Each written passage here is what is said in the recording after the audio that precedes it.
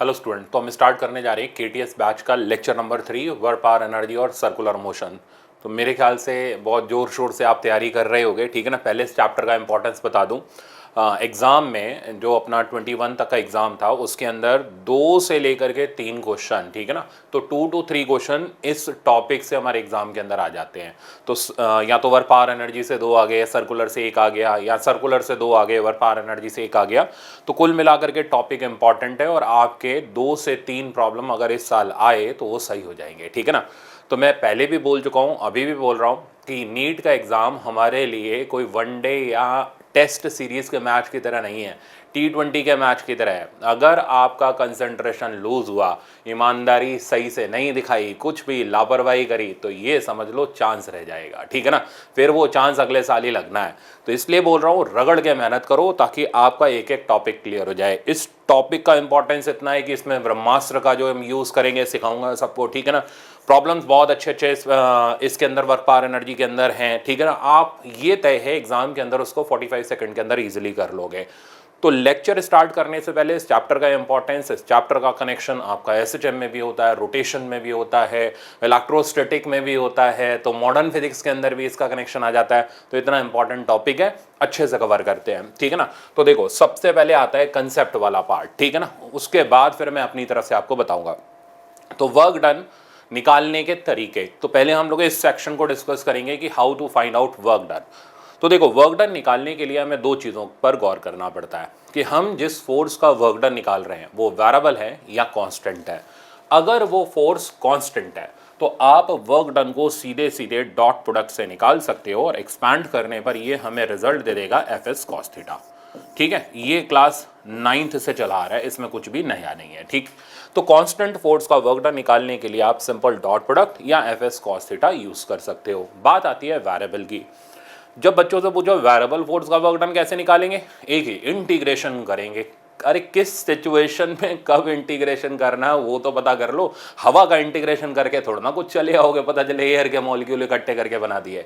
तो इंटीग्रेशन के लिए पहले हमें कंडीशन देखनी पड़ती है। इसमें 3 तरीके की कंडीशंस आती हैं, ध्यान से सीखना है कि अगर फोर्स डिस्प्लेसमेंट के फंक्शन में है, F as a function of R या F as a function of X है, तो आप इंटीग्रेशन के लिए F dot D R use कर लो, ठीक है ना। ये अपना जनरल तरीका है जो नॉर्मली बुक्स के अंदर अवेलेबल है।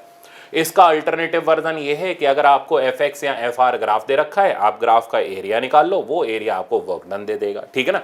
और यही वर्क डन जितनी भी फोर्सेस होती हैं उन सबका collective work done change in kinetic energy के बराबर होता है, जो आगे चल करके बड़ा होकर के ब्रह्मास्त्र बनेगा इसी चैप्टर के अंदर। तो जो भी वर्क डन होता है वो चेंज इन काइनेटिक एनर्जी के बराबर होता है। तो एग्जामिनर क्या कहता है, कई कई बार वर्क डन नहीं पूछता, फाइनल स्पीड पूछ लेता है, तो आप इधर से कैलकुलेट कर सकते हैं। अब दूसरे इंपॉर्टेंट तरीके पर आते हैं। मैंने तो 3 लिखे हैं, 2-3 मैं अपनी तरफ से और बता दूंगा आपको। तो अब दूसरा फंक्शन आता है कि फोर्स अगर टाइम के फंक्शन में है, तो ये जनरली फंक्शन IIT JEE के मेंस लेवल के प्रॉब्लम के अंदर रहता है। स्टूडेंट बुरी तरह कंफ्यूज रहता है, फोर्स टाइम के फंक्शन में इंटीग्रेट कैसे करेंगे, रिजल्ट कैसे आएगा।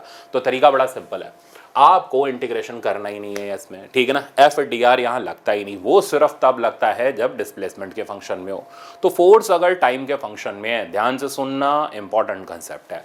तो आप क्या करेंगे, आप वेलोसिटी कैलकुलेट कर लो। कैसे, आपने एफ को एम ए डाला तो ए की वैल्यू हो गई एफ बाई एम, आपने ए को D V by D T डाला, ठीक है ना। देखो थोड़ा सा लेंदी हो गया प्रोसीजर, बट इंटरेस्टिंग है। तो अगर इसमें प्रॉब्लम आया तो एडवांस लेवल प्रॉब्लम माना जाता है, अच्छे लेवल का प्रॉब्लम, ठीक है ना। तो यहां से आपने इंटीग्रेट करते हुए वेलोसिटी की वैल्यू निकाल ली as a function of time. तो once you have obtained velocity as a function of time, ठीक है ना, ये मिलने के बाद अब आपको वर्क डन निकालने के लिए यूज करना है चेंज इन काइनेटिक एनर्जी।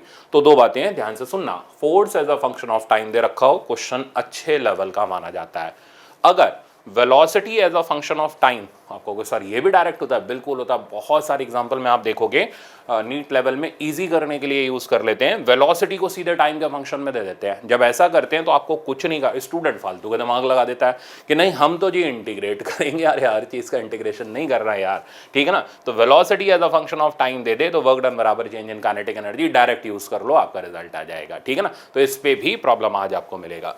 तीसरा, force as a function of velocity दे रखा है। अब आप क्या करेंगे, सबसे पहले वेलोसिटी कैलकुलेट करेंगे। आपको अगर सर वेलोसिटी दे रखा है, फिर वेलोसिटी कैसे कैलकुलेट करेंगे, वेलोसिटी टाइम या पोजीशन के फंक्शन में कैलकुलेट करेंगे। कैसे, एफ को एम में डाला,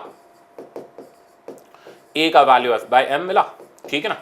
सिमिलर वे में हमने डीवी बाई डी टी डाला, F by M times D T. देख लो सेम प्रोसीजर से मैंने इसको सॉल्व किया, velocity as a function of time मिला, ठीक है ना। वर्क डन को हमने चेंज इन काइनेटिक एनर्जी से कैलकुलेट कर लिया। तो कुल मिलाकर के सिंपल शब्द बोलूं तो वो ये है, अगर डिस्प्लेसमेंट के फंक्शन में नहीं है, कोई और फंक्शन में है, तो W बराबर डेल्टा के से हम वर्क डन निकालने वाले हैं। ये बात अच्छी तरह दिमाग में सेट कर लो, ये आज का मेन कंसेप्ट है, ठीक है ना। सवाल आएगा, अगर इस पे आ गया आएगा तो इसी पे आएगा, वरना नहीं आएगा। फेवरेट डायलॉग है मेरा, ठीक है ना। तो अगर आपको सवाल इस पे मिल गया तो आप 100% करके आ जाओगे। बस ध्यान रखना है, work done as a function of change in kinetic energy से सॉल्व करना है। अब मैं आपको इस सेक्शन पे बेस्ड प्रॉब्लम दिखाता हूँ। शुरुआत हम लोग इजी प्रॉब्लम से करेंगे, धीरे धीरे लेवल उठाते जाएंगे, फिर लास्ट में आप जब PYQ धड़ाधड़ लगाना शुरू करोगे, कॉन्फिडेंस बढ़ जाएगा। तो फर्स्ट प्रॉब्लम ये कह रहा है कि हमें फोर्स दे रखी है वेक्टर फॉर्म में, तो F की वैल्यू हमें दे रखी है 2i cap plus 3j cap and minus 4k cap, Newton में है ये फोर्स, ठीक है ना। अच्छा, और एक बात, हमेशा हमें पूरा क्वेश्चन सॉल्व नहीं करना होता, कई बार स्मार्ट वर्क से भी आंसर आ जाता है। आज मैं आपको लेक्चर में वो भी दिखाऊंगा। इस तरीके की चीज़ें आप एग्जाम में यूज़ कर सकते हो, इससे आपके रिजल्ट जल्दी आएंगे और क्वेश्चन करने की एक्यूरेसी आपकी बढ़ जाएगी। तो बहुत सारी चीज़ें आज के लेक्चर में इंटरेस्टिंग देखते जाना, ट्रिक्स भी हैं कई सारी। तो फोर्स हमें दे रखी है। अब ये बोल रहा है body is constraint to move along X और वाई, तो ये बनाया मैंने एक्स, ये ओरिजिन हो गया, ये वाई हो गया। Along the line X equals to Y, तो ये रे line X equals to Y. अब एक्स इक्वल्स टू वाई वाली जो लाइन हो गई, Y equals to M X से देखोगे तो इसका स्लोप 1 हो गया। स्लोप 1 होना मतलब एंगल 45 डिग्री हो गया। तो पार्टिकल इस लाइन पे चल रहा है, कितना चला, 5√2। तो ये रहा डिस्प्लेसमेंट, ठीक है ना, 5√2 मीटर। अब हमें कैलकुलेट करना है work done this by force. अब देखो, सबसे पहले मैंने बताया आपको कि चेक करें यहाँ फोर्स वेरिएबल है या कांस्टेंट है, तो साफ दिख रहा है फोर्स कांस्टेंट है। अब हमें डिस्प्लेसमेंट चाहिए वेक्टर फॉर्म में, वो कहाँ से लाएं, हमें तो डायरेक्ट दे दिया, तो बहुत बड़ा काम नहीं है। आपने राइट एंगल ट्राइंगल बनाया, ये एक्स का पार्ट हो गया, ये वाई का पार्ट हो गया, कॉस थीटा साइन थीटा की आइडेंटिटी लगाई, ठीक है ना। जैसे साइन थीटा की आइडेंटिटी लगाएं तो वाई अपॉन 5√2 साइन 45 हो गया, तो वाई की वैल्यू 5 मीटर। ये पूरी डिटेल से मैं बता रहा हूँ आपको, एग्जाम में कुछ रोने चिल्लाने की गुंजाइश नहीं है, नहीं हमें नहीं आता है, इतना सिंपल आएगा। तो 5i cap plus 5j cap, ठीक है। सिर्फ 2 स्टेप है। अब थर्ड स्टेप में हमारा वर्क डन आ गया, F vector dot S vector, dot product लिया, आई वाला आई के साथ, जे वाला जे के साथ, के वाला के साथ, के का कोई टर्म नहीं है इसलिए वो 0 हो गया। तो इधर रिजल्ट आ गया 10 प्लस 15, आंसर बन गया 25 जूल। तो राइट आंसर आप देख लो, इस क्वेश्चन का राइट आंसर हो गया हमारा 25 joule, that means third option correct. Next पर चलते हैं। नेक्स्ट क्वेश्चन देखने में बड़ा है, जैसा मैंने अभी बोला था स्मार्ट वर्क से आप कर सकते हो, वो इसमें दिखाता हूँ। देखो और ध्यान से देखना है एक एक चीज, बातें बाद में कर लेना, मैंने पहले भी बताया हुआ है 1 महीने का टाइम है, बातें बंद करके कंसेप्ट सीखने की तरफ ध्यान दो और प्रॉब्लम की प्रैक्टिस की तरफ ओरिएंट करो, सिलेक्शन हो जाएगा। वही बातों में पड़े रहोगे, वही पुराने वाले पाप करते रहोगे तो सिलेक्शन रुक जाएगा। तो सीखो यहां ध्यान से। एक 5 kg का बॉक्स है, रेस्ट कर रहा है हॉरिजॉन्टल सरफेस के ऊपर, coefficient of kinetic friction between the box and the surface is 0.5, तो म्यू के हमें दे रखा है 0.5। Horizontal force pulls the box at constant velocity, तो ये फोर्स हॉरिजॉन्टल है, कांस्टेंट वेलोसिटी से पुल कर रही है। इस शब्द का मतलब है एक्सेलरेशन 0 है, फोर्स इज बैलेंस्ड है, तो पीछे की तरफ लग गया काइनेटिक फ्रिक्शन, तो ये फोर्स काइनेटिक फ्रिक्शनल फोर्स के बराबर होगी, इसलिए इस फोर्स का मैग्नीट्यूड नहीं दिया गया, बातों ही बातों में चीजें छुपाई गई हैं। तो F इक्वल्स टू एफ के का वैल्यू हो गया म्यू के, एन की जगह आ गया मेरे पास mg, पहला काम इसी को लिख लेते हैं, तो 0.5, mg का वैल्यू हो गया 50, रिजल्ट आ गया 25। तो हमने बेसिकली 25 न्यूटन का एक्सटर्नल फोर्स लगा रखा है जो कि काइनेटिक फ्रिक्शन के बराबर है, एक्सेलरेशन 0 है, बॉडी कांस्टेंट वेलोसिटी से चल रही है। आगे फॉर 10 सेंटीमीटर, देखो डिस्प्लेसमेंट भी दे गया हमें 10 सेंटीमीटर है। Next, the work done by applied horizontal force and frictional force are respectively. अब देखो बहुत सिंपल तरीका है, अप्लाइड हॉरिजॉन्टल फोर्स का वर्क डन तो पॉजिटिव होगा क्योंकि फोर्स और डिस्प्लेसमेंट सेम डायरेक्शन में, इसका वर्क डन नेगेटिव होगा, ठीक है ना, जितना इसका पॉजिटिव होगा उतना इसका नेगेटिव होगा, यानी एक पॉजिटिव और दूसरा नेगेटिव दोनों का मैग्नीट्यूड सेम। फिल्टर करते हैं ऑप्शन, मैं सॉल्व भी नहीं कर रहा, फिल्टर करते हैं। ये हो नहीं सकता क्योंकि दोनों पॉजिटिव है, ये हो नहीं सकता क्योंकि जितना ये होगा उतना ये होगा, ये हो नहीं सकता, ठीक है ना। एक ही आंसर बचा, कुछ सॉल्व किया नहीं। स्मार्ट वर्क से हम प्रॉब्लम को बड़ी एक्यूरेसी से कर सकते हैं, ये चीजें आपको एग्जाम के लिए परफेक्ट बनाती हैं। अब सॉल्व करके दिखा देता हूं। तो work done by external force हमें चाहिए, तो ये आ गया Fs, क्योंकि दोनों के बीच का एंगल 0 है, तो 25, डिस्प्लेसमेंट हो गया 0.1, ये मीटर में लिखा मैंने, आंसर आ गया 2.5 जूल, ठीक है। अब वर्क डन बाय फ्रिक्शन निकालोगे तो वो जस्ट इसका उल्टा -2.5 जूल, तो राइट आंसर आपके सामने है, ठीक है ना, फोर्थ वाला। तो आई थिंक समझ आ गया, इसको हम आगे और भी अप्लाई करेंगे, ठीक है ना। अच्छे से सीखते रहना हर चीज, और प्रैक्टिस इंपॉर्टेंट है।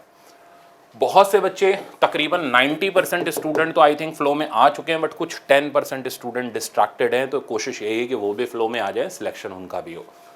तो प्रॉब्लम ये कह रहा है बकेट ऑफ मास m, ये इंपॉर्टेंट प्रॉब्लम है, ठीक है ना।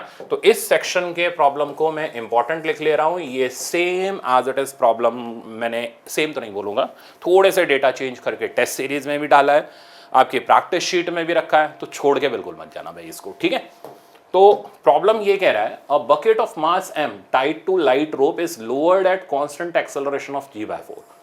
तो ये प्रॉब्लम ना अभी का नहीं है, वो क्लासरूम में जब पढ़ाता था ना, पढ़ाता हूँ अभी भी, ठीक है ना, तो क्लासरूम में पढ़ाते वक्त भी ये प्रॉब्लम स्टूडेंट को बोलते हैं भैया ये बहुत इंपॉर्टेंट है।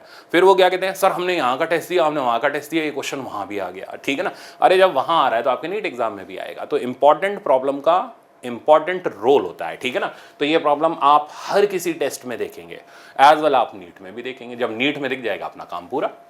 तो ये कह रहा है bucket of mass m tied to a light rope is lowered at constant acceleration of g/4, ठीक है, थ्रू अ डिस्टेंस d, तो नीचे d डिस्टेंस से ले जाया जाता है। हमें पता करना है वर्क डन बाय रोप। अब देखो रोप यार इसके ऊपर टेंशन लगाएगा, ठीक है ना। तो अगर आप टेंशन का वर्क डन निकालना चाहते हो, स्मार्ट वर्क क्या कहता है कि टेंशन ऊपर लग रही है, डिस्प्लेसमेंट नीचे है, आंसर नेगेटिव आएगा। तो इसमें प्लस वाले दो ऑप्शन हमारे रिजेक्ट हो गए, ये गया, यानी आंसर इन दोनों में से तो एक होगा। तो अब एक्यूरेसी हमारी बढ़ गई, ठीक है ना। इसी तरीके से एग्जाम के अंदर जब आप चलोगे तो फिजिक्स में 180 में से 180 का टारगेट भी आप इजीली अचीव कर लोगे। चलते आगे। तो अब हमें सिर्फ और सिर्फ टेंशन निकालनी। अब सपोज करो किस्मत अच्छी चल रही होती, चल सकती है, ठीक है ना, 3 आंसर पॉजिटिव दे रखे होते, 1 नेगेटिव दे रखा होता, आंख बंद करो, टिक मारो, 5 सेकंड में आंसर आ गया आपका, ठीक है ना। ऐसा भी हो जाता है कई बार, बट वो कंडीशनल बेसिस पे है। तो टी की वैल्यू निकालते हैं। तो लॉज ऑफ मोशन अगर मैं लगाऊं तो mg minus T equals to m a की जगह आ गया g/4, तो t की वैल्यू मेरे पास आ गई 3mg/4, ठीक है ना। अब मेरे को वर्क डन चाहिए टेंशन का, तो माइनस टी इंटू डी आ गया, तो -3/4 mgd। तो राइट आंसर आपने गेस कर लिया, सही किया है, और वो आंसर है हमारा थर्ड वाला। चलते हैं नेक्स्ट पर। ओके, नेक्स्ट प्रॉब्लम ये कह रहा है, अब ये देखो, ये इंपॉर्टेंट इसलिए है क्योंकि इस तरीके का प्रॉब्लम यूनिवर्सल में किसी भी कोचिंग के मॉड्यूल के अंदर है, ठीक है ना। बिगनिंग लेवल का प्रॉब्लम है, मैं इसको हार्ड नहीं मानता, बट हर स्टूडेंट को ये आना चाहिए ताकि एग्जाम में आ जाए तो आप करके जरूर आ जाओ। तो यहां हमें क्वेश्चन में पोजीशन टाइम की इक्वेशन दे रखी है, वर्क डन पूछ रहा है in first 5 second. Approach set करते हैं, देखो हम पोजीशन टाइम से वेलोसिटी निकाल लेंगे डिफरेंशिएट करके, वेलोसिटी आ गई। अब वर्क डन निकालने के लिए नहीं, बेवकूफ़ी नहीं करेंगे कि एक्सेलरेशन निकालेंगे, फिर हम फोर्स निकालेंगे, फिर हम डिस्प्लेस, इतना लंबा चौड़ा काम नहीं करना। वेलोसिटी आ गई तो वर्क डन बराबर change in kinetic energy use करेंगे और एक लाइन में वर्क डन आ जाएगा, ठीक है ना। तो इस तरीके से चलना है। तो सबसे पहले मैंने वेलोसिटी निकाली dx/dt करके, dx/dt किया तो टी स्क्वायर का डिफरेंशिएशन हो गया 2t, 2 कट गया, वेलोसिटी आ गई t के बराबर। अब कहाँ फर्स्ट 5 सेकंड, तो initial velocity t equal to 0 पर, वो तो 0 हो गई फुट करते ही। Final velocity t equal to 5 second पर, वो 5 आ गई हमारे पास मीटर पर सेकंड में, ठीक है ना। वर्क डन निकालना है तो चेंज इन काइनेटिक एनर्जी हो गया, तो हाफ mv² और ये 0 हो गया, तो हाफ। अब मास की जरूरत है, देखो क्वेश्चन में 2 kg दे रखा है, v² हो गया 25, आंसर आ गया 25 जूल, सिंपल। तो इस तरीके से करोगे तो एक ठीक ठाक प्रॉब्लम भी आसान बन जाएगा। नेक्स्ट, इस तरीके का प्रॉब्लम इंपॉर्टेंट है, ठीक है ना। इसकी इंपॉर्टेंस क्या आपको, सर बड़ा सिंपल है यार, क्या आप इंपॉर्टेंट चिल्ला रहे हो। ठीक है ना। अब उसकी इंपॉर्टेंस क्या है वो सुनो। इंपॉर्टेंट हम उनको मार्क कर रहे हैं, ठीक है ना, जिनको हम कंटिन्यूसली रिवाइज करेंगे ताकि एग्जाम में आने पर हमसे वो गलत ना हो। छोटे मोटे हल्के फुल्के प्रॉब्लम तो हर कोई उड़ा लेगा, इतना तो कॉन्फिडेंस है आपके ऊपर मेरे को, ठीक है ना, वो तो आप कर लोगे। अब इस तरीके का प्रॉब्लम आया तो आप अटक सकते हो, इसलिए मैंने इसको डाला इंपॉर्टेंट, ताकि आप देख करके जाओ और वहां आए तो हंसते मुस्कुराते जवाब दो। तो देखो प्रॉब्लम में हमें दे रखा है वेलोसिटी कितना, रूट अंडर के एस, राइट। आप कहोगे सर वेलोसिटी की इक्वेशन है, क्वेश्चन में कह रहा है वर्क डन बताओ इस फोर्स का। आपको सर अभी तो बताया यार आपने, हाफ एम बी स्क्वायर, वही चेंज इन काइनेटिक एनर्जी लगा लेंगे, कौन सा बड़ा काम है। क्वेश्चन पढ़ो, इन फर्स्ट टी सेकेंड, सारे आंसर टी के टर्म में, ये एस के टर्म में। अगर वो ये बोलता वर्क डन बताओ इन डिस्टेंस डी तो आसान होता। ऐसा एससी वर्मा का प्रॉब्लम है, मैंने कराया हुआ है लेक्चर्स में भी आपको, मैंने कराया हुआ है पहले भी आपको, ठीक है ना। तो वो एक आसान प्रॉब्लम है क्योंकि उसमें एस की जगह डी डालेंगे, हमारे पास सीधे वेलोसिटी आएगी, चेंज इन काइनेटिक एनर्जी से वर्क डन आ जाएगा। तो इसलिए मैंने उसको रखा नहीं, मैंने थोड़ा डिफरेंट कर दिया प्रॉब्लम। तो फर्स्ट टी सेकंड में वर्क डन निकालना है, कैसे करें इसको। यहां कहीं टी का नामो निशान नहीं है ना, तो हमें क्या करना पड़ेगा, ऐसे प्रॉब्लम की अप्रोच क्या है। तो वेलोसिटी किसी और फंक्शन में दे रखी है, पूछा टाइम के टर्म में जा रहा है रिजल्ट, तो जब तक वेलोसिटी टी के टर्म में नहीं आएगी ना, आप सवाल का जवाब नहीं निकाल पाओगे।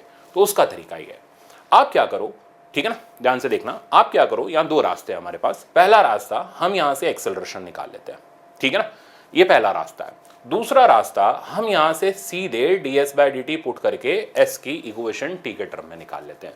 तो दो रास्ते हैं, कौन सा ज्यादा सुटेबल है, ठीक है ना, ये डिपेंड करता है एग्जाम में सवाल की इक्वेशन क्या दे रखी है। जैसे अब ये पता है कहां से आता है, प्रैक्टिस से। जितनी स्ट्रांग प्रैक्टिस उतना परफेक्ट आप एग्जाम में चलेंगे। जैसे मेरे को साफ दिख रहा है, आपको हमें तो नहीं दिख रहा, तो देखो आप यहाँ पे कि इसको अगर हम स्क्वायर करें तो 2v dv/ds की वैल्यू k के बराबर आएगी। मैं करके दिखाता हूँ। तो v स्क्वायर हो गया ks, डिफरेंशिएट किया इस के टर्म में, तो 2v dv/ds equals to k आ गया, यानी एक्सेलरेशन की वैल्यू k/2 आ गई। ये चीज मेरे को डायरेक्ट दिख गई थी, डिफरेंशिएशन स्ट्रांग है इसलिए दिख गई थी, ठीक है ना। अब इससे आप कहोगे सर इससे देख करके आपने कौन सा बहुत बड़ा तीर मार लिया। तो a बराबर k/2 मेरे को ये सजेस्ट कर रहा है कि एक्सेलरेशन कांस्टेंट है। एक्सेलरेशन कांस्टेंट है तो v equals to u plus at use कर सकता हूं, u 0 ही है, ठीक है ना। तो v की वैल्यू at के बराबर आ गई, राइट। a की वैल्यू मैंने यहां निकाल रखी है, तो ये हो गया k/2t, बस हमारा पर्पस सॉल्व हो गया। तो v की value in terms of t आ गई। वर्क डन हो गया चेंज इन काइनेटिक एनर्जी, यानी हाफ एम वी स्क्वायर और माइनस 0, तो हाफ एम k²/4 t²। तो रिजल्ट आ गया 1/8 m k² t²। आंसर आप ढूंढ ही लेंगे इधर से, ठीक है ना। तो ये था फर्स्ट, बट ये मैंने बोला नहीं, ये तो मेरे को दिख गया था पहले, ठीक है ना। आपको सर ऐसा नहीं होता तो सपोज करो ये होता ks², कुछ ऐसे ही रैंडम मैंने ले लिया, तो यहां पर ks² आता और 2v dv/ds हो जाता 2ks, यानी एक्सेलरेशन की वैल्यू ks/2 आती, यानी एक्सेलरेशन वेरिएबल होता। तो आप ये यूज नहीं कर पाते हो और आपकी सवाल में ऐसी तैसी हो जाती। समझ गया आप मेरी बात, कैसी कैसी हो जाती, ऐसी तैसी हो जाती आपकी। तो ऐसे सवाल में हमेशा, इसलिए तो इंपॉर्टेंट लिखा है क्योंकि हर बच्चा नहीं कर पाएगा, वही कर पाएगा जो ढंग से पढ़ेगा। तो अब ध्यान देना मेरी बात पे, तो आप पहले चेक कर लो तुरंत, इसके लिए आपको परफेक्ट होना जरूरी है। तुरंत चेक कर लो एक्सेलरेशन कांस्टेंट है या वेरिएबल है, ठीक है ना। अगर एक्सेलरेशन कांस्टेंट है तो बेस्ट रास्ता ये है, बट अगर एक्सेलरेशन दिख जाए कि वेरिएबल है तो बेस्ट रास्ता ये है, मेथड नंबर 2, कि आप इसमें v को पुट करें ds/dt equals to root k को तो मैंने अलग रखा और s की पावर हाफ को अलग रखा, s वाला टर्म s के साथ लाएं, ठीक है, equals to root k dt। क्योंकि लास्ट ईयर का ट्रेंड देखते हुए वर्क एनर्जी में ये प्रॉब्लम बहुत अच्छा प्रॉब्लम है, मुश्किल इसको कोई नहीं कहेगा, बेसिक कंसेप्ट के ऊपर बेस्ड है आपका, ठीक है ना, इतना आपको आना चाहिए। अब इसको इंटीग्रेट करेंगे x की पावर n वाले फॉर्मूले से, तो मैं डायरेक्ट लिख देता हूं, तो ये आ जाएगा 2 रूट s रूट kt। तो यहां से मैंने s का वैल्यू निकाला k² t²/4, ठीक है ना, सॉरी kt²/4, तो ये मेरे पास s का वैल्यू आ गया।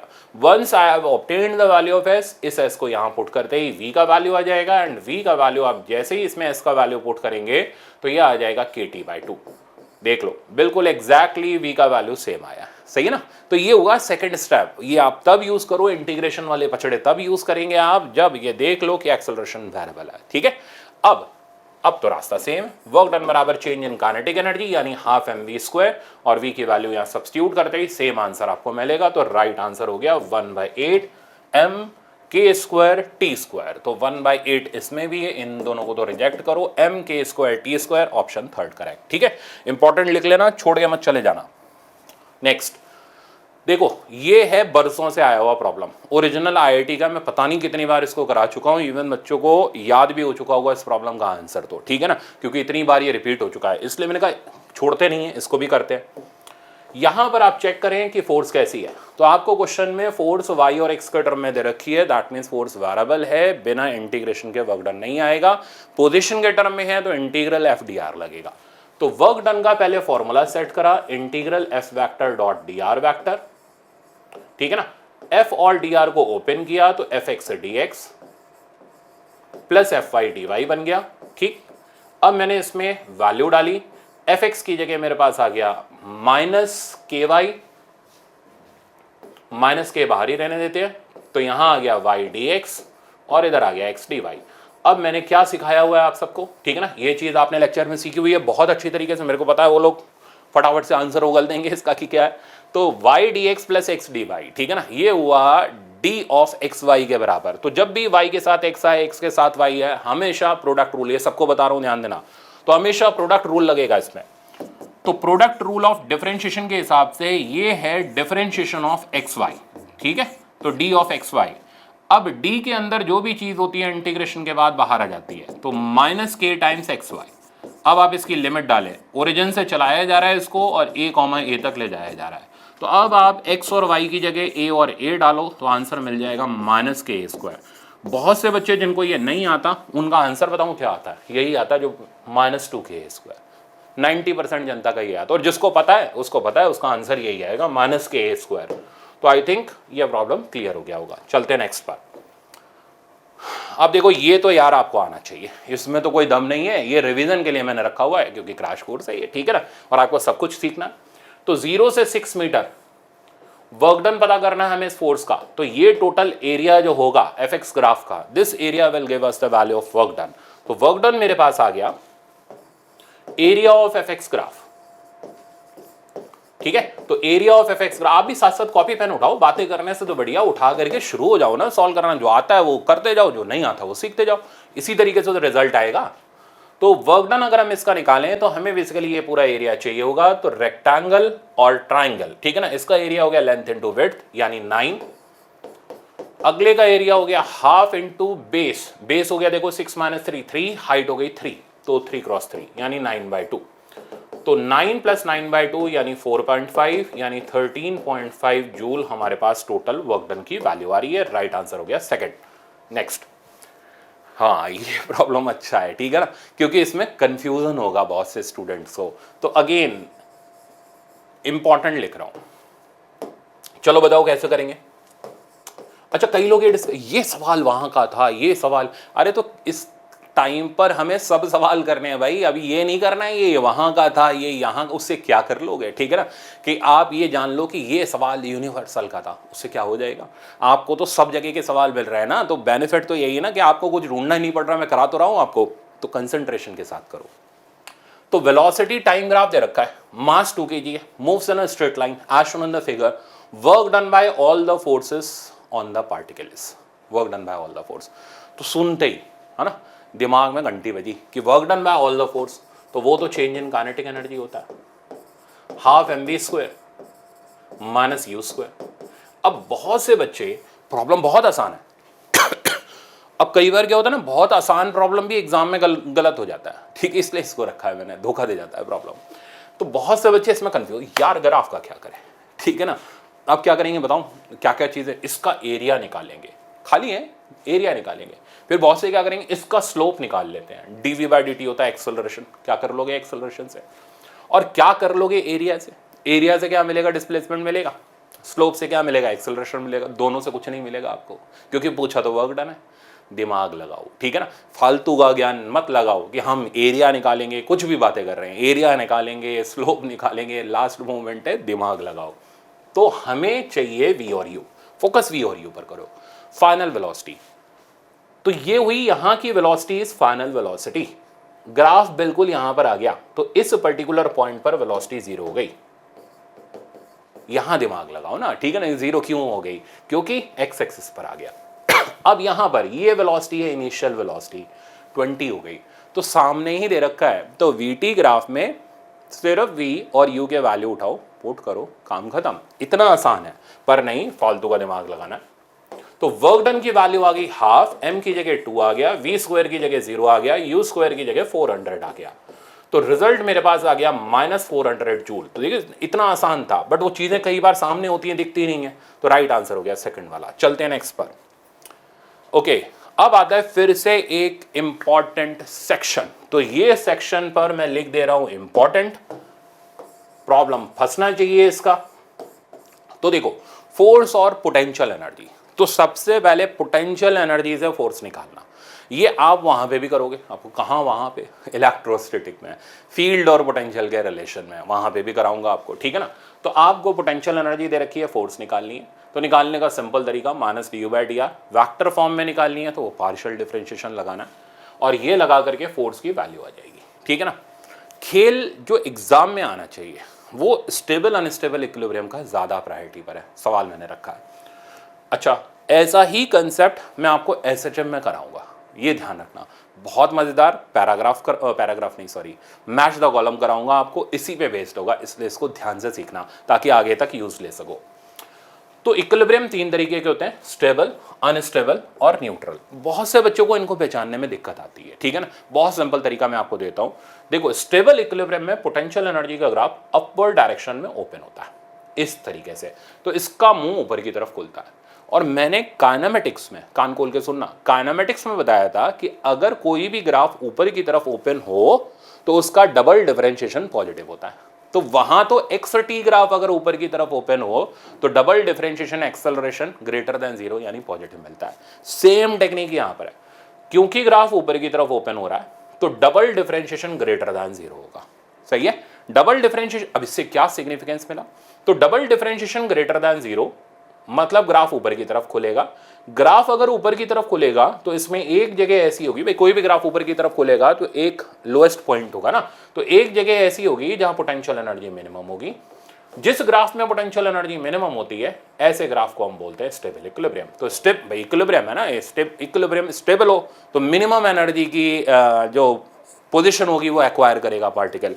तो स्टेबल इक्विलिब्रियम में पार्टिकल की पोटेंशियल एनर्जी मिनिमम होती है। तो सीक्वेंस बताऊं आपको, पोटेंशियल एनर्जी की इक्वेशन गिवन है, आपको पता करना है इक्विलिब्रियम पोजीशन कहां है और कैसी है, ठीक है ना।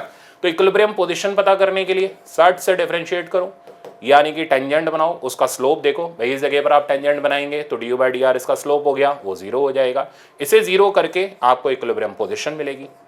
अब चेक करना है नेचर ऑफ इक्विलिब्रियम, तो नेचर के लिए आप क्या करेंगे? डबल डिफरेंशिएशन करेंगे, d2u/dr²। अगर ये ग्रेटर देन 0 मिला तो ग्राफ का मुंह ऊपर खुलेगा, नेचर ऑफ इक्विलिब्रियम स्टेबल हो जाएगा। सिमिलरली इसको देख लो, अगर ग्राफ का मुंह नीचे खुलेगा, ठीक है ना, इक्विलिब्रियम का पोजीशन पता करना हो तो उसका तरीका तो वही है, ये du/dr 0 डालो। नेचर पता करना हो, ठीक है ना, तो डबल डिफरेंशिएशन करो। अब अगर डबल डिफरेंशिएशन लेस देन 0 आया तो ग्राफ का मुंह नीचे खुलेगा, पोटेंशियल एनर्जी मैक्सिमम हो जाएगी, और इसको बोलेंगे अनस्टेबल। न्यूट्रल में यार क्या होता है ना, du/dr ये भी 0 होता है और डबल डिफरेंशिएशन भी 0 होता है, मतलब ग्राफ का मुंह ना ऊपर खुलता है ना नीचे खुलता है, कांस्टेंट रहता है। तो ये होते हैं पोटेंशियल एनर्जी के ग्राफ जिन पे बन जाते हैं हमारे एग्जाम में सवाल। तो अब शुरू कर देते हैं हम लोग प्रॉब्लम का पार्ट।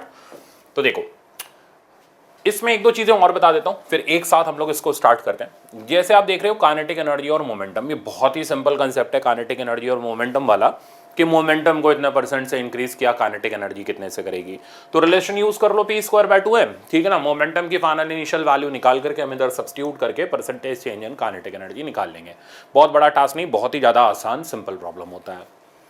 ये हमारा ब्रह्मास्त्र है। ब्रह्मास्त्र को हमने जब मॉडिफाई किया, कई बार बता भी चुका हूं आपको कि ब्रह्मास्त्र की पहली स्टेप, चलो फिर से बताता हूं, कोई बड़ा काम नहीं है। तो sum of work done by all the forces equals to change in kinetic energy. अब इसमें कितने तरीके के वर्क डन आते हैं? तो इसमें 3 तरीके के वर्क डन आ गए, work done by agent, work done by conservative, work done by non conservative, equals to delta K. ठीक है ना। अब कंजर्वेटिव का जो वर्क डन होता है वो itself minus change in potential energy होता है। इसको यहाँ पुट कर दो, अपना ब्रह्मास्त्र तैयार। वैसे तो सारे जाने पहचाने हो, इसमें नया तो कोई है नहीं। Equals to delta K plus delta you. तो ये हो गया हमारा ब्रह्मास्त्र वर्क एनर्जी थ्योरम का। ब्रह्मास्त्र कब चलाना है? जब एजेंट हो या नॉन कंजर्वेटिव फोर्स हो तब आपको ब्रह्मास्त्र चलाना है। अगर एजेंट या नॉन कंजर्वेटिव फोर्स नहीं होते, ठीक है ना, तो in the absence of agent and non conservative force, ठीक है ना, तो एजेंट और नॉन कंजर्वेटिव की एब्सेंस में ये दोनों गायब हो गए तो मैकेनिकल एनर्जी कंजर्व होगी। तो ये हो गया कंजर्वेशन प्रिंसिपल। और ज्यादातर सवाल आप जो देखेंगे वो या तो ब्रह्मास्त्र पे रहेंगे या फिर मैकेनिकल एनर्जी पे रहेंगे। लेक्चर वाले स्टूडेंट तो जानते ही हैं, तो अपना फेवरेट है। तो इसको अगर हम लगाएं तो K I plus U I equals to K F plus U F. तो ध्यान रखना, ये हमें सिर्फ और सिर्फ तब लगाना है जब ना तो कोई एक्सटर्नल एजेंट है और ना कोई वहां पर नॉन कंजर्वेटिव मतलब जो एनर्जी को डिसिपेट कराए वो फोर्स है। अब इसमें आ जाता है, ये चेन के प्रॉब्लम बहुत कॉमन है, ठीक है ना। चेन वाले प्रॉब्लम खूब सारे आते हैं। कभी इसमें वर्क डन पूछता है चेन का, कभी के चेन को स्लिप करने पर वेलोसिटी पूछता है, तो करना कैसे?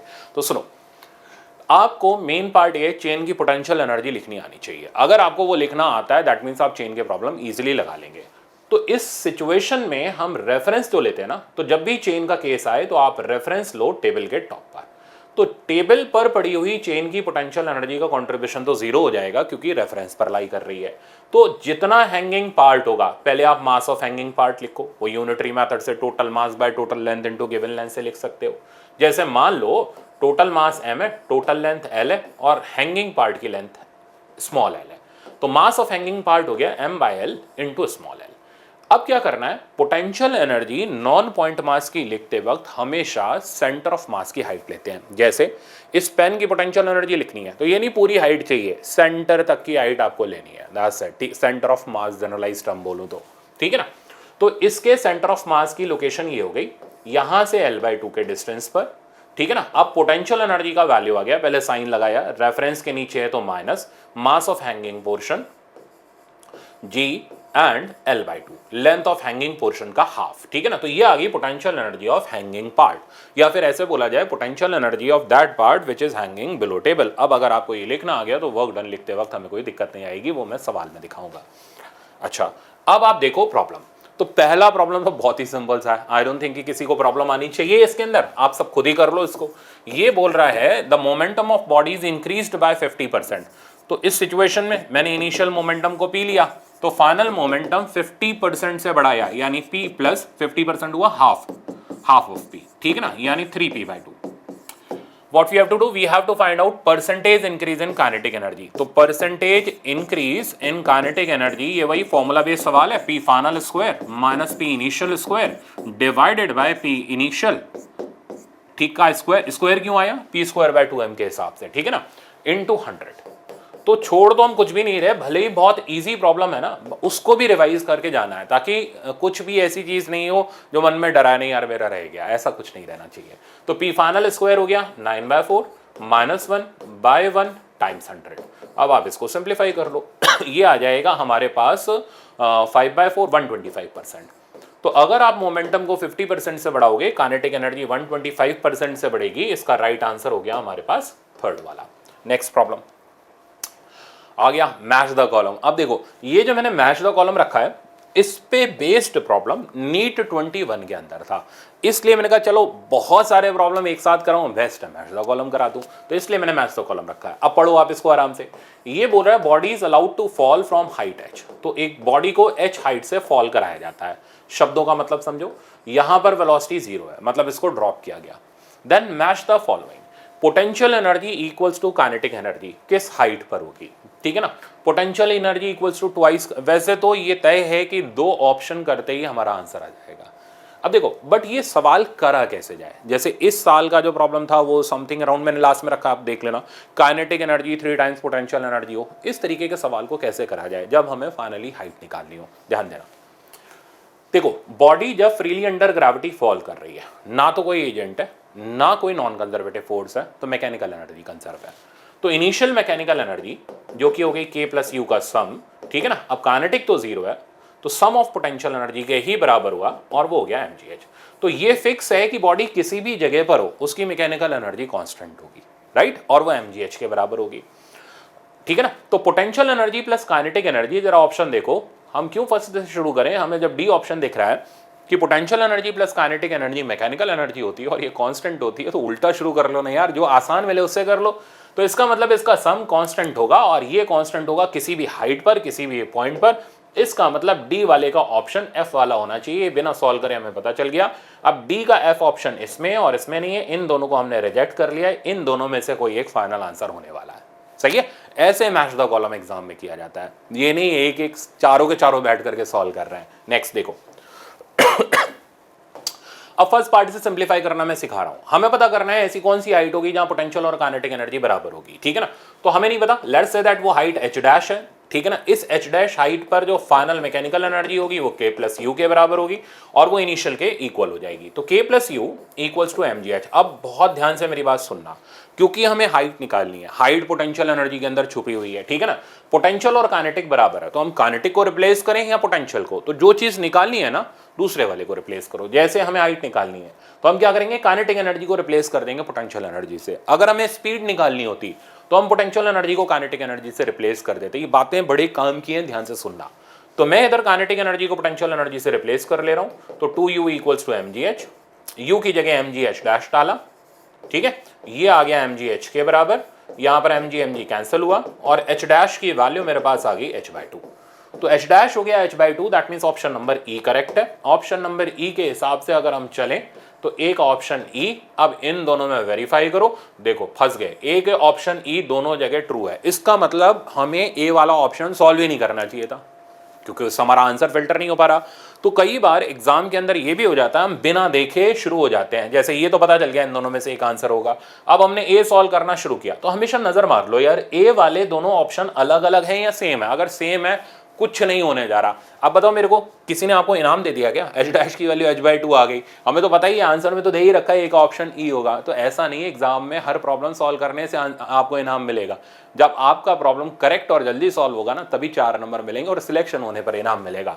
तो अब किसको सॉल्व किया जाए, बी वाला देखो दोनों में अलग है, सी वाला देखो दोनों में अलग है, तो जो दोनों में डिफरेंट है ना उसको सॉल्व कर लो, आपका आंसर फटाफट से आ जाएगा। ये नहीं जो दोनों में सेम है उसको सॉल्व कर रहे हैं खुद ही खुश हो जा रहे हैं, हाँ हमारा आंसर आ गया, उससे क्या फायदा। नेक्स्ट, तो मैं आपको दिखा रहा हूं अगला पार्ट, सेकंड पार्ट। बी वाला ऑप्शन अलग है तो मैं बी को सॉल्व करके दिखा रहा हूं। Potential energy equals to twice kinetic energy, ऐसा किस हाइट पर होगा। तो again mechanical energy conservation use करेंगे, ये मैंने ए पार्ट किया, अब मैं बी पार्ट कर रहा हूं। तो k plus U equals to initial mechanical energy के बराबर है। अब k की वैल्यू pe/2 डाल दी मैंने, तो u/2 plus U equals to mgh हो गया, 3u/2, तो 3/2 इधर लिखा, mgh डैश हो गया, ठीक है ना, इक्वल्स टू mgh हुआ, mg कैंसिल हुआ, h डैश की वैल्यू आ गई 2h/3।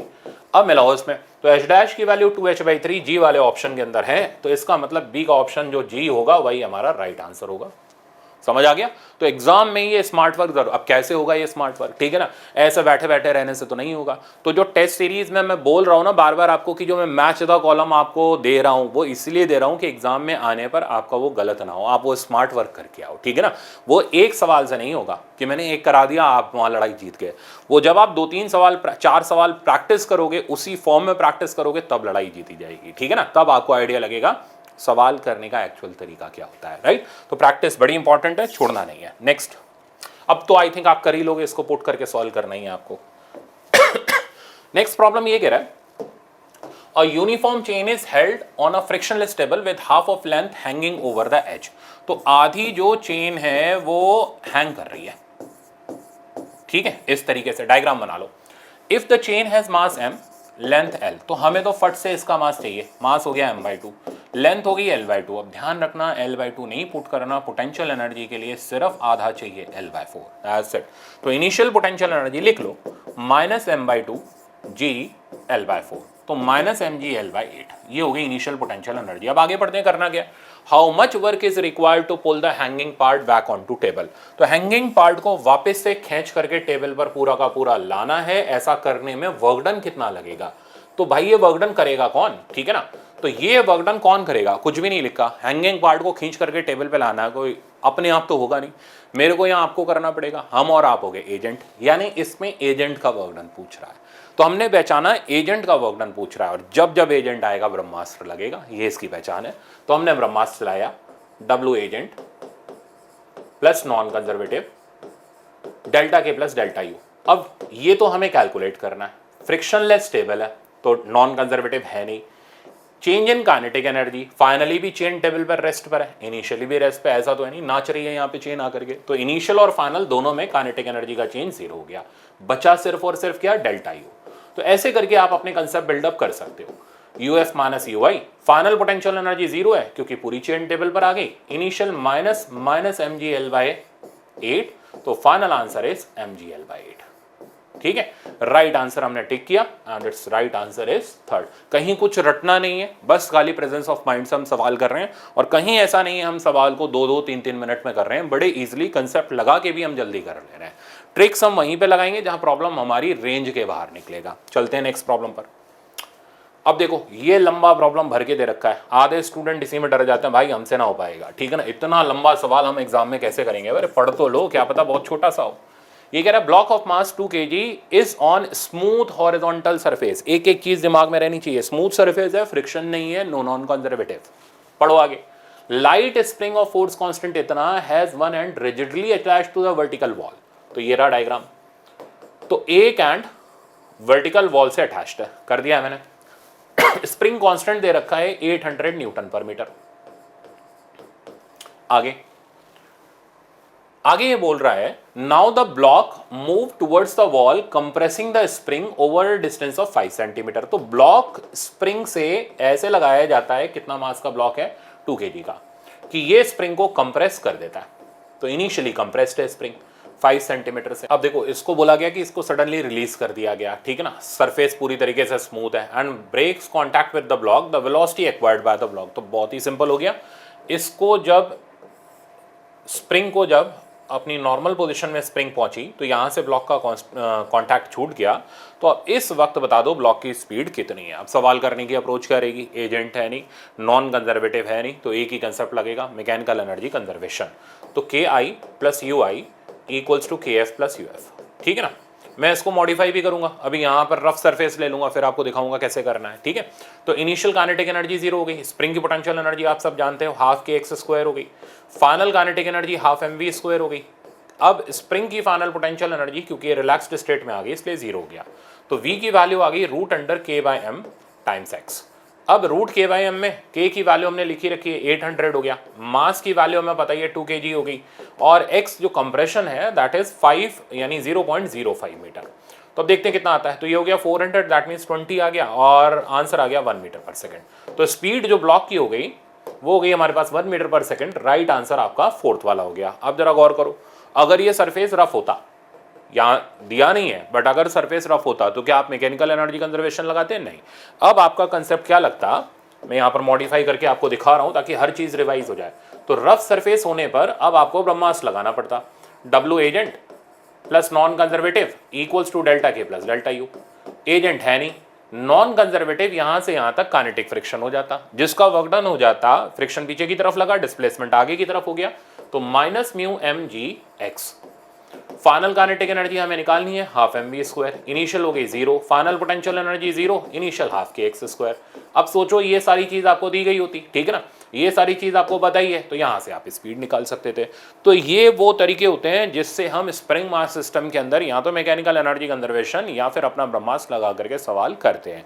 तो आई थिंक अब आप इस तरीके का प्रॉब्लम आने पर जरूर कर लोगे। नेक्स्ट जो है, और इवन मैंने लेक्चर में भी बहुत कराए हुए हैं तो आप बच्चों को पता ही होगा, ठीक है ना, और पहले भी करा ही चुका हूं जनरली सबको, तो फिर से एक रिवीजन हो गया हमारा इस सेक्शन का।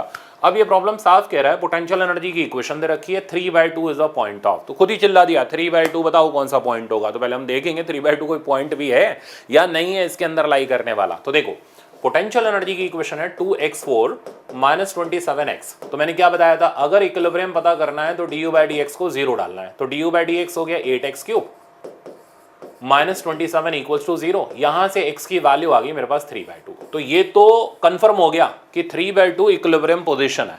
अब वो कौन सा इक्विलिब्रियम है, डबल डिफरेंशिएशन करते हैं। तो d2u/dx² किया, तो फिर से डिफरेंशिएट किया तो 24x² आ गया, ये 0 हो गया। अब x की आप यहां कोई भी वैल्यू डाल लो क्योंकि वो स्क्वायर है, तो this thing is always greater than 0। Double differentiation greater than 0 का मतलब हुआ ux ग्राफ का मुंह ऊपर की तरफ खुलेगा, यानी पोटेंशियल एनर्जी किसी पॉइंट पे मिनिमम होगी, और वो पॉइंट हो गया 3/2, दैट मींस स्टेबल इक्विलिब्रियम हो गया।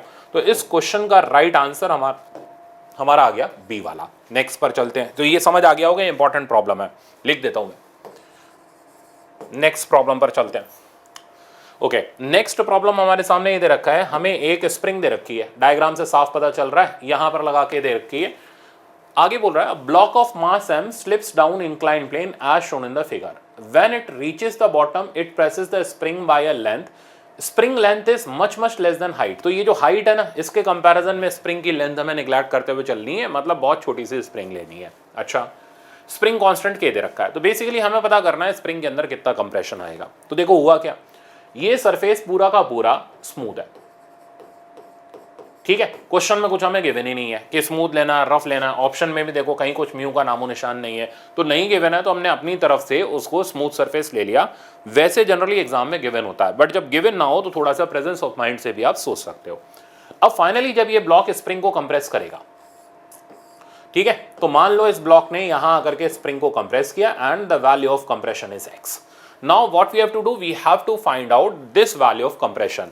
अब यहां ध्यान देना, स्प्रिंग की लेंथ h से बहुत छोटी है, यानी ये जो कंप्रेशन है ना, ये हाइट के कंपैरिजन में नेग्लिजिबल होगा। अब इसका सिग्निफिकेंस क्या है, मतलब आप मान सकते हो कि ऑलमोस्ट ये ब्लॉक अपने बॉटम पर पहुंच चुका है, यानी फाइनली ब्लॉक की पोटेंशियल एनर्जी 0 के आसपास है। ये इसका सिग्निफिकेंस है, ठीक है। अगर ये लेंथ स्मॉल नहीं होती तो ये जो चीज आप देख रहे हैं यहां पर हमें इसकी हाइट लेनी पड़ती, और वो हाइट के लिए लेंथ ऑफ स्प्रिंग गिवन होना कंपलसरी है। सपोज करो लेंथ ऑफ स्प्रिंग L होती तो ये हाइट हो जाती L - x sin थीटा, फिर हमें वो भी डालना पड़ता, क्वाड्रेटिक इक्वेशन बनती, सवाल जेईई एडवांस का निकलता। इतना तो आता नहीं है, ठीक है ना, इसलिए उन्होंने काम चला लिया सस्ते में। अब आप क्या करेंगे, सरफेस स्मूथ है, एजेंट है नहीं, तो एक ही कंसेप्ट, मैकेनिकल एनर्जी कंजर्वेशन। तो KI + UI KF + UF। अब इस सवाल में खास क्या है, खास ये है यहाँ दो तरीके की पोटेंशियल एनर्जी है, ग्रेविटी वाली भी है एज वेल एज स्प्रिंग वाली भी है, दोनों को मैनेज करना पड़ेगा। तो इनिशियली ब्लॉक रेस्ट पर है, ये 0 हो गया। इनिशियली ब्लॉक की पोटेंशियल एनर्जी ग्रेविटी वाली होगी mgh, स्प्रिंग रिलैक्स्ड स्टेट में 0 हो गई, ठीक है ना। फाइनल काइनेटिक एनर्जी क्योंकि मैक्सिमम ब्लॉक ने कंप्रेस कर दिया तो रुका ही होगा इंस्टेंटेनियसली, तो फाइनल काइनेटिक एनर्जी 0 हो गई। फाइनल पोटेंशियल एनर्जी लिखोगे तो ग्रेविटी वाली तो 0 हो गई, स्प्रिंग वाली हो गई ½ kx², ठीक है। यहां से आप x का वैल्यू ले लो, तो √2mgh/k, this is the value of maximum compression. Right answer आप देख लो, हमारा फर्स्ट वाला हो गया। तो मेरे ख्याल से मुश्किल नहीं है, अगर आप इसी तरह प्रैक्टिस करो ना, लास्ट का महीना यही है, आपने साल भर क्या किया, कुछ ना कुछ तो पढ़ाई होगा, पर अगर लास्ट के मंथ में आप अपनी बैटिंग सुधार ले गए, ठीक है ना, तो आप मैच जीत जाओगे। ये सिंपल सा फंडा है। तो हमें फिनिशर बड़ा स्ट्रांग बनना है, ठीक है ना, धोनी की तरह हमें फिनिशर बहुत स्ट्रांग बनना है। स्लो मोशन में बैटिंग नहीं करनी, वरना रह जाएंगे। अपनी शक्तियां पहचानो और लग जाओ इस टाइम पढ़ाई में। तो ये प्रॉब्लम कह रहा है मास m is suspended bye weightless string, ठीक है। तो हमने एक स्ट्रिंग से, रस्सी से m मास को सस्पेंड कर दिया। इस प्रॉब्लम को मैं लिख रहा हूं इंपॉर्टेंट, कारण ये आया था AI में और उसका प्रॉब्लम आपके में रिपीट हो जाता है, इसलिए इसको इंपॉर्टेंट लिखा हुआ है, तो जरूर कर लेना है, ठीक है ना। तो आगे ये बोल रहा है कि हमने इस पर एक हॉरिजॉन्टल फोर्स लगा दी, ठीक है, सच दैट ये ब्लॉक को डिस्प्लेस करके तब तक ले जाती है जब तक, और हॉरिजॉन्टली फोर्स है, जब तक स्ट्रिंग 45 डिग्री का एंगल ना बना ले। तो यहां पर भी ब्लॉक रेस्ट पर है, यहां पर भी रेस्ट पर पहुंच गया। देन हमें पता करके देना है कि इस फोर्स का जो वैल्यू होगा वो कितना होगा। अब ये फोर्स लगा कौन रहा है, एजेंट लगा रहा है, तो मैकेनिकल एनर्जी कंजर्वेशन से तो काम चलेगा नहीं, ब्रह्मास्त्र लगाना पड़ेगा। ध्यान देना एक एक चीज का। तो W एजेंट नॉन कंजर्वेटिव है नहीं, फिर भी अभी मैंने लिख दिया ΔK + ΔU। जो जो चीजें नहीं है उनको एलिमिनेट करो, ये नहीं है, फाइनल और इनिशियली रेस्ट पर है, तो ये भी गया। तो अब सोचो सिर्फ और सिर्फ इन दो चीज को मैनेज करना है और कुछ नहीं है काम आपका। अब पोटेंशियल एनर्जी के लिए ये रेफरेंस हो गया, ये हाइट h हो गई, और इस हाइट h की वैल्यू हो गई L1 - cos थीटा। ठीक है ना। तो L 1 माइनस 1/√2। जिन बच्चों को ये नहीं समझ आया, ये राइट एंगल ट्रायंगल बनाओ यार, ये सारा ही तो क्लासरूम में पढ़ते हैं पूरे साल भर, यहाँ पे तो रिवाइज करा रहा हूँ। तो ये L हो गया, ये L cos 45 हो गया, ठीक है। अब इतना पोर्शन जो बचा वो L माइनस L cos 45, बच्चों की तरह बता दिया अब आपको पूरा का पूरा। तो हाइट आ गई, तो U final minus U initial. अच्छा, वर्क डन बाय एजेंट लिखता हूँ। तो एजेंट की फोर्स है F, एक्स एक्सेस की तरफ है, इसलिए डिस्प्लेसमेंट भी एक्स का चाहिए। ये एक्स का डिस्प्लेसमेंट हुआ, देख रहे हो, इनिशियल से फाइनल। टोटल डिस्प्लेसमेंट नहीं चाहिए, जो फोर्स जहां की तरफ है उसके लिए वो डिस्प्लेसमेंट चाहिए। ये मैंने लेक्चर्स में भी बताया हुआ है कई बार, ठीक है ना, तो उन बच्चों को याद आ गया होगा। तो F x you final minus you initial, you final की वैल्यू हो गई mgh, यू इनिशियल हो गया 0। एक्स की जगह आ गया L sin 45 मतलब L/√2, ये हो गया mgL 1 माइनस 1/√2। बस अब आपका आंसर आ गया। तो f की वैल्यू मेरे पास आ गई mgL, तो दोनों तरफ से गया √2 माइनस 1, ठीक है। राइट आंसर ढूंढते हैं। तो mg √2 माइनस 1 के हिसाब से इस प्रॉब्लम का राइट आंसर हो गया बी वाला। नेक्स्ट देखते हैं, ये भी अच्छा प्रॉब्लम है। इस तरीके का प्रॉब्लम भी मैं इंपॉर्टेंट लिख रहा हूं, ठीक है। आप जरूर करके जाना, छोड़ के मत चले जाना, वरना फिर वहां एग्जाम में फंस गया तो फिर रोते रहोगे। ये कह रहा है 300 न्यूटन क्रेट, तो ये एक क्रेट दे रखी है जिसका मास है 300 न्यूटन, मास नहीं वेट है 300 न्यूटन, तो मास हो गया 30 kg। तो ये तो समझ आ गया होगा। Slides down the curved path from A to B in vertical plane as shown in the figure. If the crate has velocity this much approximately down the incline at point A, तो यहां पर velocity 1.2 metre per second दे रखी है नीचे की तरफ, okay. और बी पर भी वेलोसिटी दे रखी है उसने, ठीक है, कितनी, 8 मीटर पर सेकंड। पूछना क्या जा रहा है, वर्क डन अगेंस्ट फ्रिक्शन, सही है, बाय फ्रिक्शन नहीं। फ्रिक्शन का वर्क डन तो नेगेटिव आएगा काइनेटिक फ्रिक्शन का यहां पर, ठीक है ना। अगेंस्ट फ्रिक्शन का वर्क डन पॉजिटिव आएगा। अब कितना आएगा, कैसे आएगा, वो कैसे निकालेंगे वो सुनो। उसके लिए फ्रिक्शन निकालना है, ब्रह्मास्त्र चलेगा हमारा, मैकेनिकल एनर्जी लग नहीं सकता। तो आप देख लो, ब्रह्मास्त्र आपका पूरा जबरदस्त फिर से परफेक्ट कर दिया। तो हमने लगाया W agent plus non conservative delta K plus delta U। ध्यान देना है, एजेंट है नहीं, नॉन कंजर्वेटिव का वर्क डन हम निकाल लेते हैं। नॉन कंजर्वेटिव मतलब work done by friction, against चाहिए तो साइन रिवर्स कर देंगे। डेल्टा K तो वो हो गया half m mass is 30 kg, direct quote कर रहा हूं मैं, v square minus u square, तो 8 स्क्वायर माइनस 1.2 स्क्वायर, ठीक है, 1.2 का स्क्वायर प्लस डेल्टा U चाहिए तो final potential energy minus initial, तो फाइनल तो हो गई 0, इनिशियल हो गई mgh। अब वैल्यू डाल देता हूं, तो W non conservative half times 30, 8 का स्क्वायर हो गया 64, 12 का हो गया 1.44, तो 64 में से 1.44 हम माइनस करेंगे, ठीक है ना। तो 64 माइनस 1.44 माइनस मास हो गया 30, जी की जगह आ गया 10, हाइट की जगह आ गया 6। सिंप्लीफाई करते हैं, ये जो रिजल्ट मेरे पास बचा, ये बचा 10 में से 4 गया 6 और 9 में से 4 गया 5 और इधर आ गया 2, 62.56 इंटू 30/2 माइनस 30 टाइम्स 10 टाइम्स 6। अब देखो कैलकुलेशन बड़े बचा बचा के कर रहे हैं हम इसमें। ये यहां से गया 31.28, तो 31.28, देखो 30 तो दोनों में से कॉमन हो गया, 31.28 माइनस 60, तो कैलकुलेशन में प्रॉब्लम अटका रहा है। तो प्रॉब्लम अच्छा है, कैलकुलेशन वाइज ठीक है। तो आप क्या करो, जिन बच्चों की कैलकुलेशन वीक है, तो ये वो प्रॉब्लम है कि आप एक दो बार इसको लगाओ, थोड़ा सा आपको कैलकुलेशन के दांव पेच पता चलेंगे, एग्जाम में आप गलत नहीं करोगे। तो कैलकुलेटिव प्रॉब्लम भी थोड़े बहुत प्रैक्टिस करते हुए चल लें ताकि एग्जाम में आदत बनी रहे। तो इसको से इसमें से माइनस करते हैं, ये मेरे पास आ गया, इधर बचा मेरे पास 28.72। अब देखो यहाँ कोई बेवकूफ़ी होगा जो 28.72 से एग्जैक्ट मल्टीप्लाई करेगा, 29 कर लो, अरे मैं तो 30 कर लो, चलो यार 30 इंटू 30 900 हो गया, आंसर 900 से कम आएगा थोड़ा सा। तो 900 ये तो बड़ा हो गया, ये बहुत ज़्यादा कम हो गया, ये भी बड़ा हो गया, ये थोड़ा सा कम है, पता चल गया आंसर क्या आ रहा है। तो इसका मल्टीप्लिकेशन करोगे 862 आएगा। मैंने तो सॉल्व भी नहीं किया, डायरेक्ट ही लिख दिया जुगाड़ तंत्र से। तो राइट आंसर हो गया ए वाला। ऐसे करते हुए चलो तो आपकी कैलकुलेशन भी स्ट्रांग होगी। नेक्स्ट, हाँ, अब आता है हमारे पास बहुत इंपॉर्टेंट कंसेप्ट। तो ये पूरा का पूरा जो कंसेप्ट है, इस कंसेप्ट को मैं यहां पर इंपॉर्टेंट लिख रहा हूं। पावर का प्रॉब्लम 21 में नहीं था, इसलिए आप इसको तैयार करके जाओ, आपके एग्जाम में आ सकता है, ठीक है ना। अब देखो, power rate of doing work होती है। तो अगर आप इंटरवल में निकाल रहे हो तो ऐसी पावर को एवरेज पावर बोलेंगे। ये हो जाएगी total work done by total time. अब कौन सी एवरेज पावर? टोटल पावर निकाल रहे हैं, तो जिस फोर्स की, कई बार हमसे क्या होता है पर्टिकुलर फोर्स की पूछी गई होती है, तो जिस फोर्स की पूछी गई है उसका वर्क डन डाल दो। अगर ओवरऑल पावर पूछी गई है तो टोटल वर्क डन डालो। अब total work done work energy theorem से change in kinetic energy by change in time हो गया।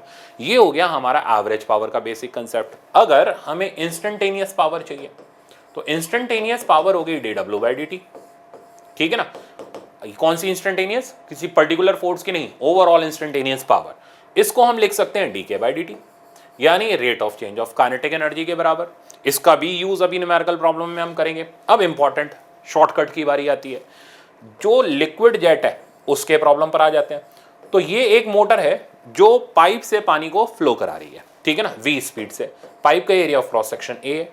तो मोटर की जो पावर हो गई वो निकालने का तरीका अपना वही delta p by delta t से निकाल सकते हो। मैं डायरेक्ट लिख रहा हूं रो a v क्यू। अब यहां जो सवाल बनता है वो सवाल बनता है रेट ऑफ फ्लो से एसोसिएटेड। तो ये जो a इंटू वी का प्रोडक्ट होता है इसे बोलते हैं रेट ऑफ फ्लो। मैंने पावर के कई सवाल रखे हैं, इंपॉर्टेंट है इसलिए रखें और आपकी प्रैक्टिस अच्छी हो जाए। बहुत से बच्चे पावर में पता नहीं उनकी पावर ही खत्म हो जाती है पावर सवाल लगाते लगाते, तो आपकी पावर स्ट्रांग रहे इसलिए पावर के सवाल रखें। तो ए वी है रेट ऑफ फ्लो। अब क्वेश्चन में कई बार रेट ऑफ फ्लो में डायरेक्ट सवाल बनता है, सिंपल और कंसेप्चुअल। कहता है हम पानी के रेट ऑफ फ्लो को बढ़ाना चाहते हैं कीपिंग पाइप सेम या कीपिंग स्पीड सेम। तो हम रेट ऑफ फ्लो देखना चाहते हैं कीपिंग सेम पाइप। ये दो शब्द हैं, दोनों को ध्यान से सुनना है और एग्जाम में आप डायरेक्ट टिक करके आ सकते हो। या सेम स्पीड। सेम पाइप मतलब आप एक ही पाइप है, मोटर बदल रहे हो। घर के अंदर पानी की मोटर लगी होगी ना, तो मोटर बदल रहे हो। पहले आपने हल्के पावर वाली मोटर इस्तेमाल करी, अब आपने ज्यादा पावर वाली मोटर इस्तेमाल करी, टंकी जल्दी भर जाएगी। सिंपल फंडा है, ठीक है ना। तो अगर पाइप सेम है तो इनडायरेक्ट मीनिंग है area of cross section same है। सेम स्पीड में तो आप समझिए इसमें इनडायरेक्ट कुछ नहीं, इसमें सब डायरेक्ट ही है। तो वी सेम है। अब अगर एरिया सेम है तो हम क्या करेंगे, इस पावर के फॉर्मूले को रेट के टर्म में मॉडिफाई करेंगे। जो चीज सेम है उससे ऊपर नीचे मल्टीप्लाई कर लो जब तक ये रेट में ना कन्वर्ट हो जाए। तो मैं ए स्क्वायर से ऊपर नीचे मल्टीप्लाई कर लेता हूं, तो rho A V cube by A square. अब देखो rho constant A square constant, तो पावर प्रोपोर्शनल टू रेट का क्यूब। ये हो गया direct result, keeping pipe same. तो अगर रेट डबल करना है तो पावर को 8 टाइम्स करना है, ऐसे सवाल कंप्लीट हो जाता है। अब स्पीड सेम है तो आप क्या करेंगे, अब इसको रेट के टर्म में अगर हम कंप्लीट करें तो ये आ जाएगा रो ए वी, इधर अलग से निकाला, टाइम्स वी स्क्वायर। ये सेम है, ये सेम है, तो power is directly proportional to rate.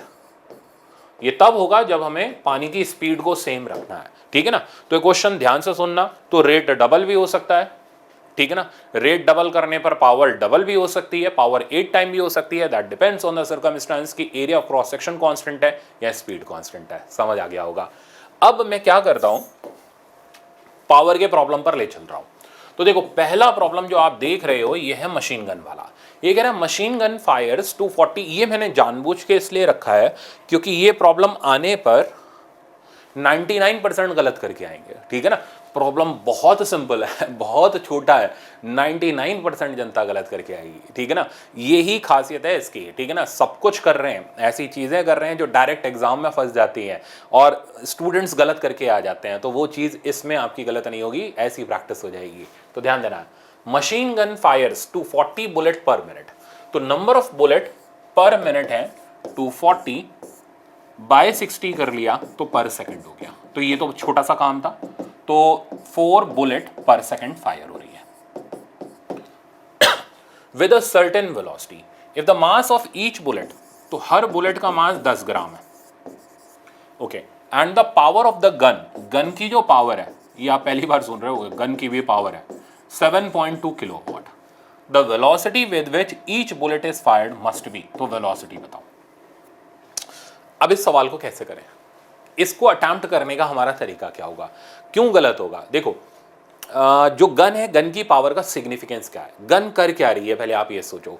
Gun bullet को काइनेटिक एनर्जी इंपार्ट कर रही है, ठीक है ना। तो गन की पावर मतलब ओवरऑल पावर। सेंटेंस क्लियर होना चाहिए। तो ओवरऑल पावर हो गई हमारी डेल्टा के बाय डेल्टा टी के बराबर। ठीक है। और बहुत से बच्चे क्या करेंगे, F इंटू वी कर लेंगे। अरे वो इंस्टेंटेनियस भी भाई मेरे, यहाँ ओवरऑल पावर की बात चल रही है, ये मिस कर जाते हैं। तो डेल्टा के by delta T half delta M by delta T into V square. अब delta M by delta T वही rate of flow of mass हो गया, ठीक है ना। इसको हम लोग ब्रेक कर लेंगे, एन मान लेते हैं, ये तो एक बुलेट पर यूनिट टाइम होगी, ऐसी एन फायर हो रही है तो एन से मल्टीप्लाई कर देते हैं। तो half small N, N by delta T को स्मॉल एन लिख लिया, एम वी स्क्वायर। तो ये हो गया हमारा पावर ऑफ गन का रिजल्ट, ठीक है ना। और जो बच्चे ये नहीं जानते, वो जानते हो गलती क्या करेंगे, एन एम वी स्क्वायर लिख करके चले आएंगे फोर्स वाले कंसेप्ट से, ये गलती हो जाती है। तो power is half N M V square. तो वी स्क्वायर हमें कैलकुलेट करना है, बस रिजल्ट आ देते हैं। 7.2 किलो यानी 10 की power 3 what, half number of bullet पर सेकंड मैंने निकाल ही लिया, 4 आ गया। Mass of each bullet is 10 into 10 की पावर -3 इंटू वी स्क्वायर, ठीक है ना।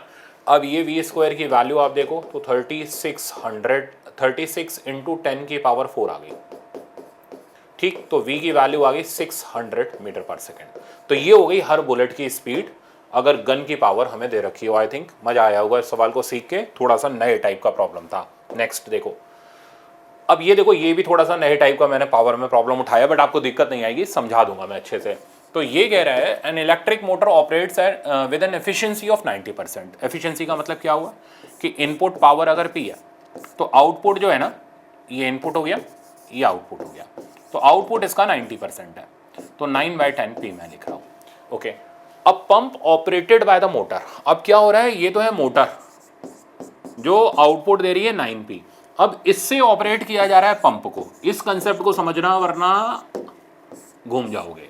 तो ऑपरेट किया जा रहा है मतलब जो इसकी आउटपुट है वो इस पंप की इनपुट पावर है। नए टाइप का सवाल है बिल्कुल, ठीक है ना। तो ये जो पंप है इसकी इनपुट पावर 9P/10 के बराबर है और इसकी एफिशिएंसी 80% है। अब एफिशिएंसी 80% का मतलब इनपुट का 80% ये दे रहा है, तो 80/100 ऑफ 9P/10, तो रिजल्ट आ गया 72/100 P। अब क्या करना है, overall efficiency of the system. तो एफिशिएंसी ओवरऑल निकाल। अब एफिशिएंसी होती क्या है, output by input. Overall efficiency का मतलब क्या हो गया, final output by initial input. तो ओवरऑल एफिशिएंसी हमारे पास आ गई 72/100, पीपी कैंसिल हो जाएगा, इनटू 100 यानी 72%। आप इसको ऐसे भी कर सकते हो कि अगर कई सारी चीजें सीरीज में ऑपरेट की जा रही हैं, शॉर्टकट है, तो मैं यहां पर लिख रहा हूं शॉर्टकट। तो इसका शॉर्टकट ये है कि अगर कई सारी चीजें सीरीज में ऑपरेट की जा रही हैं, ठीक है, ध्यान देना इसका, तो ओवरऑल एफिशिएंसी का जो रिजल्ट होता है, डायरेक्ट आंसर जो होता है वो η1 into η2 into η3 and up to so on. मतलब सबको मल्टीप्लाई कर दो, ओवरऑल एफिशिएंसी एक लाइन में आ जाएगी। ऐसा ही रिजल्ट मैग्निफिकेशन में भी आता है, ऑप्टिक्स में, वहां सिखाऊंगा आपको। तो ओवरऑल एफिशिएंसी निकालनी है, उठा के मल्टीप्लाई कर दो, ठीक है ना। तो वो हो गया 90%, यानी हमारे पास रिजल्ट आ गया 0.9 इंटू 0.8 करो और फिर परसेंटेज में चाहिए तो 100 से मल्टीप्लाई कर लो, तो 72% आ जाएगा। सिंपल हो गया। अब टास्क आपके लिए डायरेक्ट भी मैंने आपको कंसेप्ट से भी बता दिया, शॉर्टकट से भी बता दिया। नेक्स्ट देखें। नेक्स्ट प्रॉब्लम ये कह रहा है, particle move with velocity this much under the influence of constant force instantaneous. ये बहुत ही सिंपल प्रॉब्लम था, इसलिए मैंने इसको रख लिया, छूटना कुछ नहीं चाहिए हमारा। एफ डॉट वी, तो एफ डॉट वी करते ही मेरे पास इंस्टेंटेनियस पावर आएगी, दोनों का डॉट प्रोडक्ट ले लिया, ये हो गया 50। नेक्स्ट आ गया जे वाला जे के साथ 30, के वाला के के साथ ये आ गया 120, ठीक है। आंसर आ गया मेरे पास 200 और यूनिट ऑफ पावर का जानते ही है, वॉट हो गया। तो 200 वॉट इंस्टेंटेनियस पावर हो गई। राइट आंसर इसका फर्स्ट वाला हो गया। नेक्स्ट पर चलते हैं। अब देखो, अब ये प्रॉब्लम यहाँ तो डायरेक्ट होएगा, यहाँ आप छोड़ के आओगे, यहाँ आप कंसेप्ट लगाओगे, ठीक है ना, क्योंकि मैंने सिखा दिया तो अब हम इसको डायरेक्ट उड़ा सकते हैं। पढ़ो, a motor is used to deliver water at a certain rate through a given horizontal pipe to deliver n times the water. तो इस सेंटेंस का मतलब क्या हुआ, हमें रेट को n टाइम्स करना है थ्रू सेम पाइप, यानी area of cross section constant रखना है। शब्दों का मतलब समझ आ गया होगा। तो अब हमें पता है अगर area of cross section constant हो तो power is directly proportional to rate का क्यूब। तो अगर आपको रेट को n टाइम्स करना है तो पावर को क्यूब टाइम्स करना पड़ेगा, यानी कि n क्यूब टाइम्स करना पड़ेगा। राइट आंसर हो गया थर्ड वाला, है ना। तो पता है तो ऐसे टिक करो, नहीं पता है तो फिर बैठे रह जाओ। तो ओवरऑल हर चीज मैं आपकी कवर करा दे रहा हूं इसके अंदर। फिर आप थोड़ी सी प्रैक्टिस शीट, थोड़ी सी तो नहीं, प्रैक्टिस शीट कर लो और जो इंपॉर्टेंट क्वेश्चंस मैं टेस्ट सीरीज के दे रहा हूं वो कर लो ना, आप मतलब ज़बरदस्त हो जाओगे, ठीक है ना। आपका एक एक topic to the point perfect हो जाएगा, बस यही चाहिए हमें लास्ट में। नेक्स्ट, और हंसते मुस्कुराते करना है, रोते चीखते चिल्लाते नहीं, बहुत हार्ड गाना गा रहे हैं फिजिक्स में, नहीं। फिजिक्स अगर सही से कंट्रोल की जाए तो आसान है। A motor pump set of efficiency 80% lift this much water per minute from 20 meter deep well, its input power is, है ना।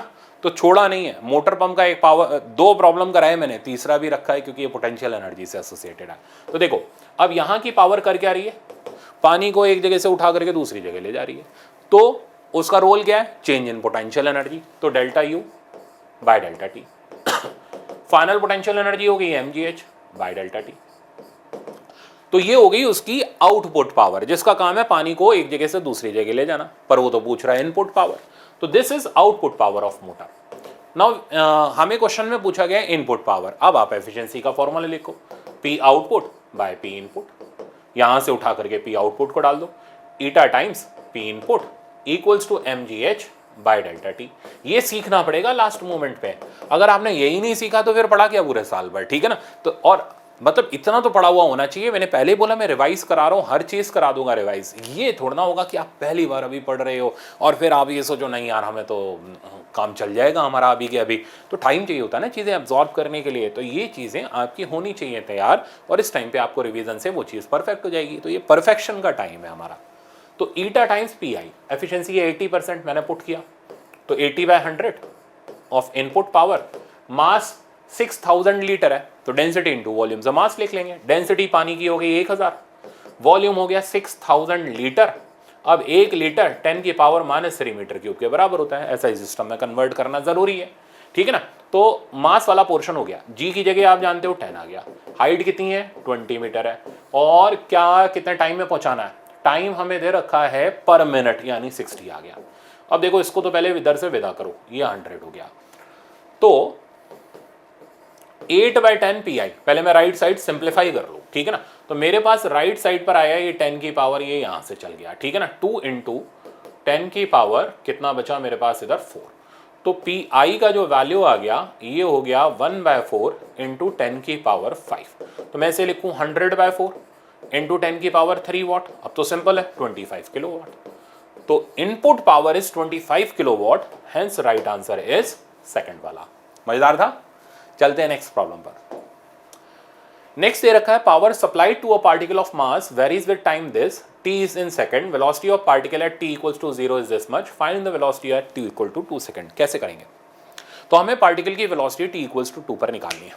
तरीका, तो हम क्या करेंगे, इस पावर को dk/dt डालेंगे और इंटीग्रेट करते हुए फाइनल काइनेटिक एनर्जी से फाइनल वेलोसिटी निकाल के देंगे। ये इस प्रॉब्लम को सॉल्व करने का तरीका है। तो मैं इधर पुट कर रहा हूं, क्या पुट कर रहा हूं, पावर की जगह dk/dt। आप खुद भी कर सकते हो, खाली मत बैठे रहना, हाथ चलाते रहना। हाथ चलते रहेंगे तो एग्जाम में भी हाथ चलेंगे, वरना रुके रहेंगे। इसको इधर ट्रांसफर करो, तो dk का वैल्यू 3t² / 2 dt, और इसको कर दो इंटीग्रेट। इनिशियली वेलोसिटी 0 है तो काइनेटिक एनर्जी भी 0 हो गई, फाइनल के ले लेते हैं, टाइम 0 से 2 हो गया, तो फाइनल काइनेटिक एनर्जी का वैल्यू आ गया। अब t² का इंटीग्रेशन t³ / 3 होता है, 3 गया, तो बचा मेरे पास t³ / 2, लिमिट हो गई 0 से लेकर के 2, आंसर आ गया t अपर लिमिट पुट करने पर 8/2, दैट मीन्स 4। तो फाइनल काइनेटिक एनर्जी 4 आ गई। अब तो सिंपल है, तो हाफ mv², मास हमें 2 दे रखा है, टाइम्स v² इक्वल्स टू 4, तो v का वैल्यू आप यहाँ से देख लो 2 मीटर पर सेकेंड आ गया। तो पार्टिकल की स्पीड, फाइनल स्पीड हमारे पास 2 metre per second, C option correct.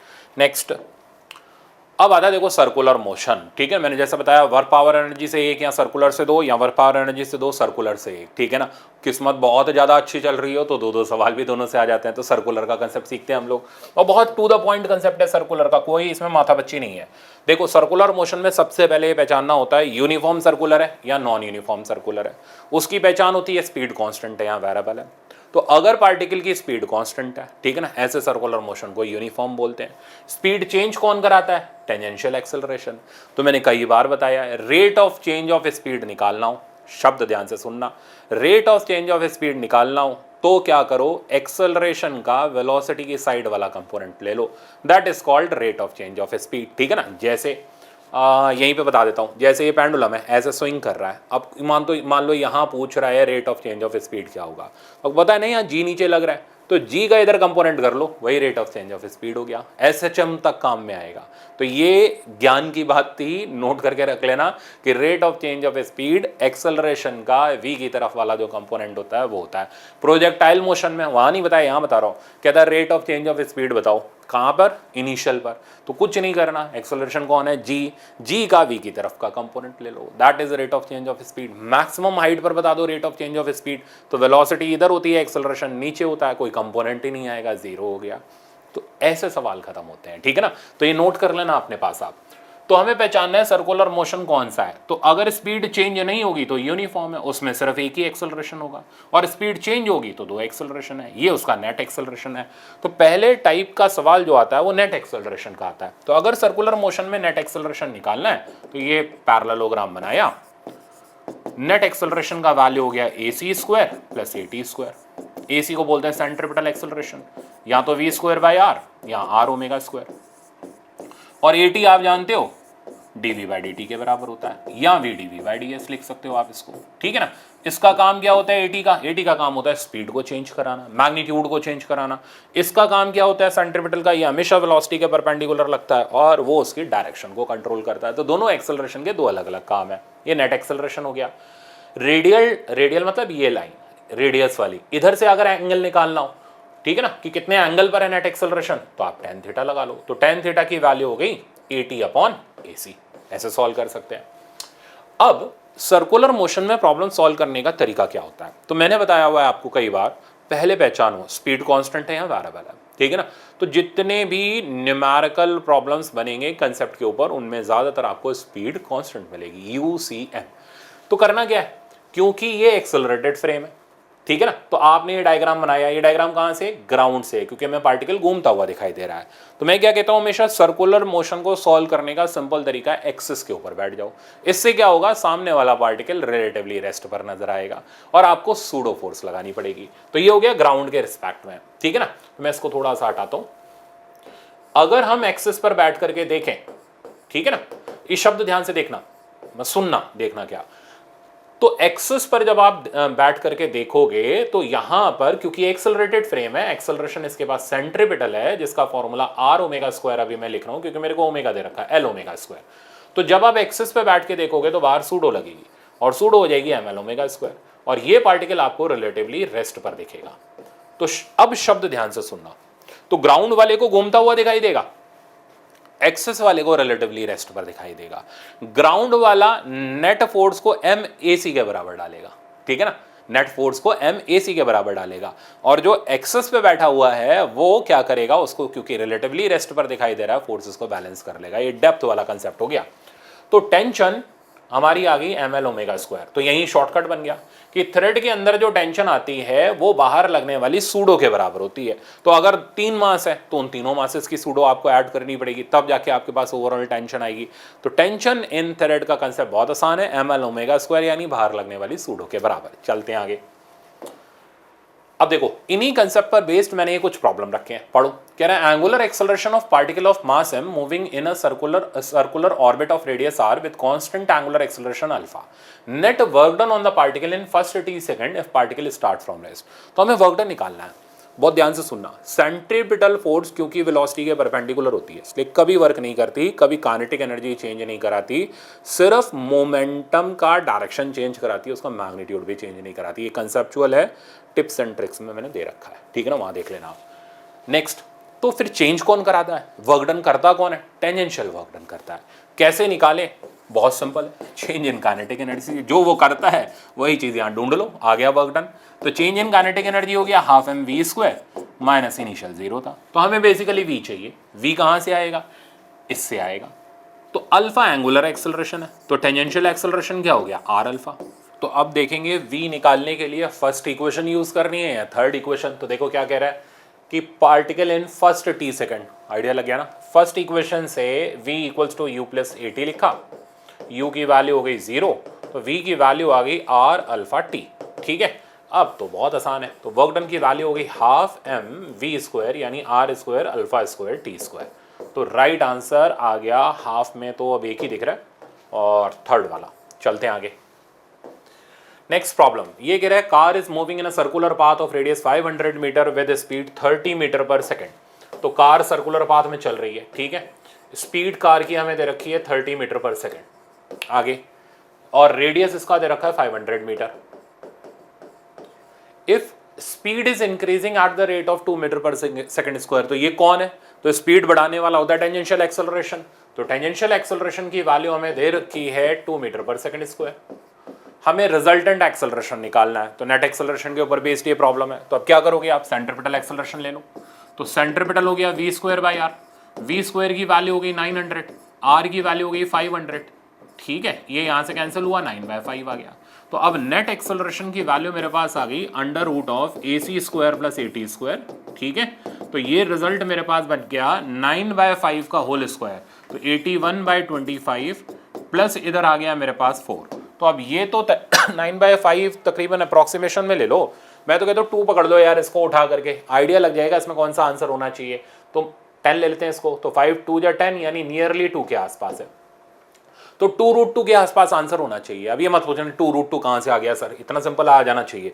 तो 2√2 करोगे तो 2.8 होना चाहिए। अब 2.8 से थोड़ा सा कम हो गया 2.7, तो मेरे को सॉल्व ही नहीं करना, सवाल हो गया खत्म। ऐसे स्मार्ट वर्क करना है, ठीक है ना। तो ये कैलकुलेशन की टिप्स हैं ताकि आपके रिजल्ट अच्छे आए। अब आ जाते हैं हम फिर से सर्कुलर मोशन के नेक्स्ट पार्ट पर। अब देखो क्या क्या आ रहा है, कोनिकल पेंडुलम। तो कोनिकल पेंडुलम तो बहुत ही सिंपल है, डिराइव नहीं करना यार, लास्ट मोमेंट में कोनिकल पेंडुलम डिराइव करने बैठ गए। तो कोनिकल पेंडुलम में हमने एक मास को ऐसे बांध करके यूं करके घुमा दिया, ये हो गया कोनिकल पेंडुलम। वर्टिकल से थीटा एंगल बना रहा है। तो आप क्या करो, इसकी एक्सेस पे बैठ जाओ, बैठते ही बाहर की तरफ सूडो लगेगी, सूडो का फॉर्मूला हो गया mr ओमेगा स्क्वायर, नीचे की तरफ mg लगेगा। तो कंसेप्ट तो यही है, बैलेंसिंग करके हम रिजल्ट निकाल लेते हैं, बट वो एग्जाम में नहीं करेंगे। टेंशन का जो फाइनल रिजल्ट आ जाएगा डायरेक्ट याद रखो ml ओमेगा स्क्वायर, वही सेम जैसा अभी थ्रेड वाले सिस्टम में बताया था। वर्टिकल से एंगल निकालते वक्त कॉस थीटा की वैल्यू ध्यान रखो g/l omega square. Even though ये formula time period of revolution निकालने के भी काम में आ जाता है, बताता हूँ कैसे। यहां से ओमेगा लिया, इसकी वैल्यू आ गई l g/l cos थीटा, ठीक है, और ओमेगा को 2π/t डाल दिया, तो टाइम पीरियड ऑफ ऑसिलेशन आ गया 2π√L cos theta divided by g। तो आप इसको ऐसे भी बोल सकते हो कि कोनिकल पेंडुलम एक ऐसा सिंपल पेंडुलम होता है जिसमें length of simple pendulum L cos theta के बराबर होती है। काम खत्म 1 सेकंड के अंदर। तो मेरे ख्याल से अब आपको ध्यान रहेगा। रोटेटिंग ड्रम, ये तो प्रॉब्लम 19 में आया हुआ था। रोटेटिंग ड्रम का कंसेप्ट क्या है कि ये ब्लॉक यहाँ पर है, ठीक है ना, ये कह रहा है कि हम ड्रम को ओमेगा से घुमा रहे हैं सच दैट ब्लॉक नीचे नहीं गिर रहा। सबसे बेसिक कंसेप्ट, एक्सिस पे बैठ जाओ, बैठते ही बाहर की तरफ लग गई सूडो। अब ये सूडो क्या कर रही है, नॉर्मल रिएक्शन ला रही है। अब बिल्कुल ये वैसा ही कंसेप्ट है जैसा आपने फ्रिक्शन में पढ़ा था। आप चाहते हो ब्लॉक नीचे ना सरके, तो नीचे लगने वाला mg fs मैक्स से छोटा, यहाँ लिमिटिंग कंडीशन में बराबर होना चाहिए। बस fs मैक्स को म्यू mr ओमेगा स्क्वायर डाला, यहाँ से आपके पास एक रिजल्ट आ गया, इस पे बेस्ड आपने मार्कल कर लेना। अभी सिमिलर मैनर में हमने कॉइन को डिस्क के ऊपर रखा, घुमा दिया ओमेगा से। तो अब हम ये चाहते हैं कॉइन इसके ऊपर स्लिप ना हो, ठीक है ना। तो पहला काम एक्सिस पे बैठ गए, सूडो लगाई, सूडो इसे स्लिप कराने के लिए रिस्पॉन्सिबल है, ये साफ दिख गया। अब आप अगर चाहते हो स्लिप ना करे तो mr omega square must be less than equals to fs max होना चाहिए। कंडीशन तैयार हो गई यहाँ पर हमारी, ठीक है ना। तो ये बेसिक कंसेप्ट हैं जिन पे बेस्ड आपके सवाल बनते हैं। अब 2 चीजें और हैं, ये भी बिल्कुल बेसिक है, जैसे मोशन या बेंडिंग ऑफ साइक्लिस्ट की बात करें या motion of car on horizontal track, दोनों सेम कंसेप्ट पर है। सबसे पहले साइक्लिस्ट या कार की मैक्सिमम स्पीड जो होनी चाहिए वो √μ/g होनी चाहिए। अगर इससे ज्यादा हुई तो साइकिल फिसल जाएगी, बेचारा साइकिल या कार जीवन में चलाने लायक नहीं रहेगा। अब बेंडिंग ऑफ साइक्लिस्ट का कंसेप्ट आता है कि अगर मैक्सिमम स्पीड के अंदर में है तो बताओ कितने एंगल पर अंदर की तरफ साइकिल लीन करे कि वो प्रॉपरली साइकिल घुमा ले, ठीक है ना। तो वो एंगल का फॉर्मूला सिंपल सा हो गया v²/rg, राइट। अब आ जाते हैं बैंकिंग ऑफ ट्रैक पर। तो इसमें जरूरत किसकी है, फ्रिक्शन की। बिना फ्रिक्शन के गाड़ी नहीं चलेगी। अब यहां पर हमने ट्रैक को थोड़ा सा उठा दिया, इसको बोलते हैं बैंकिंग ऑफ ट्रैक। तो अगर आप ट्रैक को बैंक कर रहे हो फॉर एंगल थीटा, ठीक है ना, तो इस tan थीटा को निकालने, अच्छा ये tan थीटा निकालते वक्त हम ये मान करके चलते हैं कि हमें कोई फ्रिक्शन की जरूरत नहीं है। समझ गया मेरी बात, कोई फ्रिक्शन की जरूरत नहीं है। तो इस tan थीटा की वैल्यू है v²/rg। तो जब भी लैंग्वेज लिखी मिले find the angle for which track is banked for, that means इस एंगल को हमें कैलकुलेट करना है जहां नो फ्रिक्शन इज रिक्वायर्ड। अब अगर आपने गाड़ी की स्पीड इससे ज़्यादा करी तो ये गाड़ी बाहर की तरफ सरकने लगेगी, और अगर आपने गाड़ी की स्पीड इससे कम करी तो हो सकता है गाड़ी अंदर की तरफ आ जाए। अब ये हो सकता है क्यों लगा, क्योंकि इंक्लाइंड प्लेन है ना भाई, तो टेन थीटा अगर लेस देन म्यू होगा या टेन थीटा अगर ग्रेटर देन म्यू होगा तो अंदर आएगी, और लेस देन म्यू है तो वहीं रुकी रहेगी, अंदर आने की भी जरूरत नहीं है। तो यहां गेम आता है मैक्सिमम स्पीड का, भाई ज्यादा से ज्यादा कितनी स्पीड करें कि गाड़ी बाहर की तरफ ना सरके, ठीक है ना। तो इसका रिजल्ट है जो पूछा गया था डायरेक्ट आपके एग्जाम में, under root R G mu plus tan theta 1 minus mu tan theta. तो ये रिजल्ट बेस्ड हमारे प्रॉब्लम है जो डायरेक्ट एग्जाम में आते हैं। अब चलते हैं प्रॉब्लम पर। तो देखो पहला तो कोनिकल पेंडुलम का फूक मार के उड़ा देंगे इसको हम लोग। तो देखो क्या कह रहा है, string of length L is fixed at one end and carries mass m at other end, string makes 2/π revolution per second. यहां से ओमेगा मिलेगा, तो ओमेगा की वैल्यू हो गई 2/π। रिवोल्यूशन पर सेकंड को रेडियन पर सेकंड में जरूर कन्वर्ट किया, तो ओमेगा की वैल्यू आ गई 4 रेडियन पर second. Once you have obtained omega, अब क्या पूछना चाह रहा है, टेंशन इन द स्ट्रिंग। तो अगर टेंशन पूछ रहा है तो टेंशन का फॉर्मूला सीधा सीधा हमने पुट कर दिया ml ओमेगा स्क्वायर, ठीक है ना। तो इसने टेंशन पूछी, मैं आपसे एक दो चीजें और पूछ लूंगा, आपका पूरा कोनिकल पेंडुलम कंप्लीट हो जाएगा। तो टेंशन आ गया m इज m के टर्म में ही देना है, length is l, omega square is, ये हमारे पास आ गया 16, तो 16 ml is the value of tension, simple. तो राइट आंसर इस प्रॉब्लम का तो हमें मिल गया 16 ml के हिसाब से डी वाला। और क्या पूछ सकता है, और आपसे पूछ सकता है कॉस थीटा, मतलब थीटा बताओ। कॉस थीटा तो नहीं बोलेगा, कॉस थीटा तो हम खुद कैलकुलेट करेंगे, थीटा बताओ। तो अगर थीटा निकालना है तो हम कॉस थीटा का फॉर्मूला लगाएंगे, g/l ओमेगा। देख लो ध्यान से देख लिया, एक चीज गलत नहीं होगी, सब कवर कर दिया मैंने A to Z। तो g/l ओमेगा स्क्वायर की जगह मैंने अपना वही 4 पुट किया, तो g/16l is the value of cos theta. Time period पूछे तो नहीं 2/√l cos थीटा क्यों लगाओगे, पागल हो क्या, ओमेगा निकाल चुके हो ना, तो ओमेगा को 2π/t डालो, वहां से टाइम पीरियड सीधे सीधे आ जाएगा। ऐसे करके आपको काम करना है, ठीक है ना। तो आई थिंक ये अच्छे से क्लियर होगा। नेक्स्ट देखो, ये कह रहा है coin is placed on rotating turn table. आ गया ना, देखो कॉइन वाला सवाल। तो ये रहा कॉइन जो हमने रोटेटिंग टर्न टेबल के ऊपर डाल रखा है। Just slip at a distance of 40 centimetre, R distance ले लेते हैं, यहाँ स्लिप करता है, स्लिपिंग की कंडीशन लगाई, M R omega square, limiting condition लगा दी एफ एस मैक्स के बराबर, एफ एस मैक्स हो गया mu M G, M M cancel हुआ, तो R omega square equals to mu S G. ये बन गई हमारी कंडीशन जस्ट स्लिपिंग की। तो कहता है 40 सेंटीमीटर पर जस्ट स्लिप करता है। अब हम एंगुलर वेलोसिटी डबल कर देते हैं, यानी ओमेगा डबल कर देते हैं। तो बताओ कहाँ स्लिप करेगा, कैसे करोगे। आपने ओमेगा डबल किया, म्यू थोड़ा ना चेंज हुआ, जी थोड़ा ना चेंज हुआ, यानी ये चीज कांस्टेंट है, तो R omega square is constant. अब डायरेक्ट करने का तो तरीका ये, R is inversely proportional to omega square. तो ओमेगा को आपने डबल किया तो रेडियस जो होगा, डिस्टेंस जो होगा वो 1/4 हो जाएगा। तो आर डैश की वैल्यू आ गई r/4, r/4 यानी 10 सेंटीमीटर आ गया। तो 10 सेंटीमीटर के डिस्टेंस पर स्लिप करना स्टार्ट कर देगा, या जस्ट स्लिप करना स्टार्ट करेगा, है ना, मजेदार बिल्कुल। तो राइट आंसर हो गया हमारा 10 सेंटीमीटर के हिसाब से ए वाला। चलते हैं नेक्स्ट पर। Cyclist is moving on a circular track, ये भी मैंने बोला ना फॉर्मूला बेस्ड है, दिमाग ही नहीं लगाना होता इन सवालों में, फॉर्मूला बेस्ड है, प्रैक्टिस बेस्ड है, आया सटाक से आंसर आ गया। तो cyclist is moving on circular track of radius 80 metre, radius दे रखा है ट्रैक का 80 metre, with velocity 72 kilometre per hour यानी 20 metre per second. He has to lean from the vertical approximately through an angle, तो tan theta straight forward सवाल आता है, बिल्कुल आता है ऐसा। v²/r दी, तो 400/800 यानी हाफ, तो थीटा हो गया tan इनवर्स हाफ, बिल्कुल सिंपल सा। तो tan इनवर्स हाफ के हिसाब से देखोगे तो राइट आंसर हमारा सी वाला।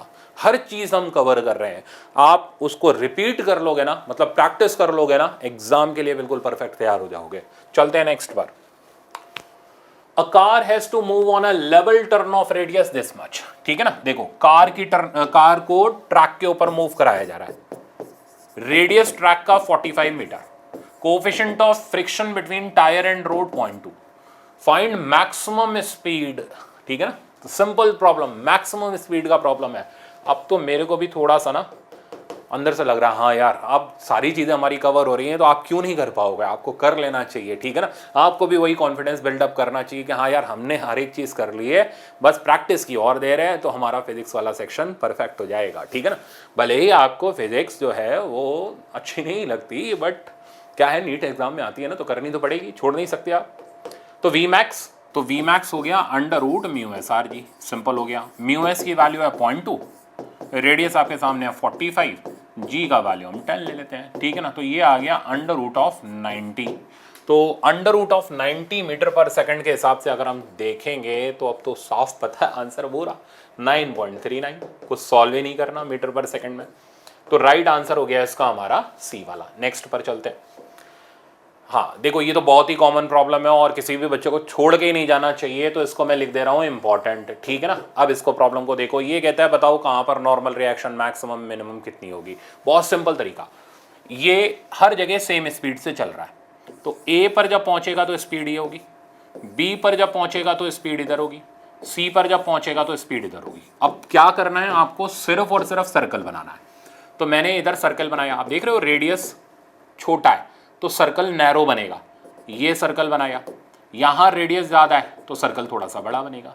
इन सर्कल के अपने अपने रेडियस होंगे, इनके नाम से डिनोट कर दो, ठीक है। फोर्सेस लगाओ। अब फोर्सेस में कौन कौन सी फोर्स लगेगी, एक तो ये लगा नॉर्मल और एक लगा ये नीचे M G. Similarly N A कर दो इसको, इधर लगा नॉर्मल, नीचे लगा एम जी, इधर लगा नॉर्मल, नीचे लगा एम जी। अब क्या करना है, क्योंकि स्पीड कांस्टेंट है तो हर जगह जो एक्सेलरेशन होगा वो सेंट्रीपेटल होगा, ठीक है ना। तो सेंटर की तरफ एक्सेलरेशन दिखाओ, इसमें सेंटर की तरफ एक्सेलरेशन दिखाओ। जिन बच्चों को नहीं आता, बिल्कुल नहीं आता, ये उनके लिए, ठीक है ना, उनके लिए मैं पूरी डिटेल दे रहा हूं। तो अब इक्वेशन लिखाएंगे, नेट फोर्स बराबर है, तो एसी इधर की तरफ है तो नेट फोर्स हो गई N A minus M G equals to M V square by R A. तो एन ए की वैल्यू मेरे पास आ गई M V square by R A plus M G. Similarly N C का वैल्यू भी सेम ही आ जाएगा, क्योंकि ये दोनों के दोनों सर्कल जो है बस डिफरेंट इन रेडियस है, बाकी इनका ओरिएंटेशन सेम है। तो ये आ जाएगा M V square by R C plus M G, ठीक है ना। देखो नॉर्मल रिएक्शन भी आ गई यहां से। अब हमें इसे सिंप्लीफाई करना है। अब इसकी नेट फोर्स नीचे की तरफ है, तो इक्वेशन बनी M G minus N B equals to M V square by R B. तो एन बी का वैल्यू मेरे पास आ गया M G minus M V square by R B.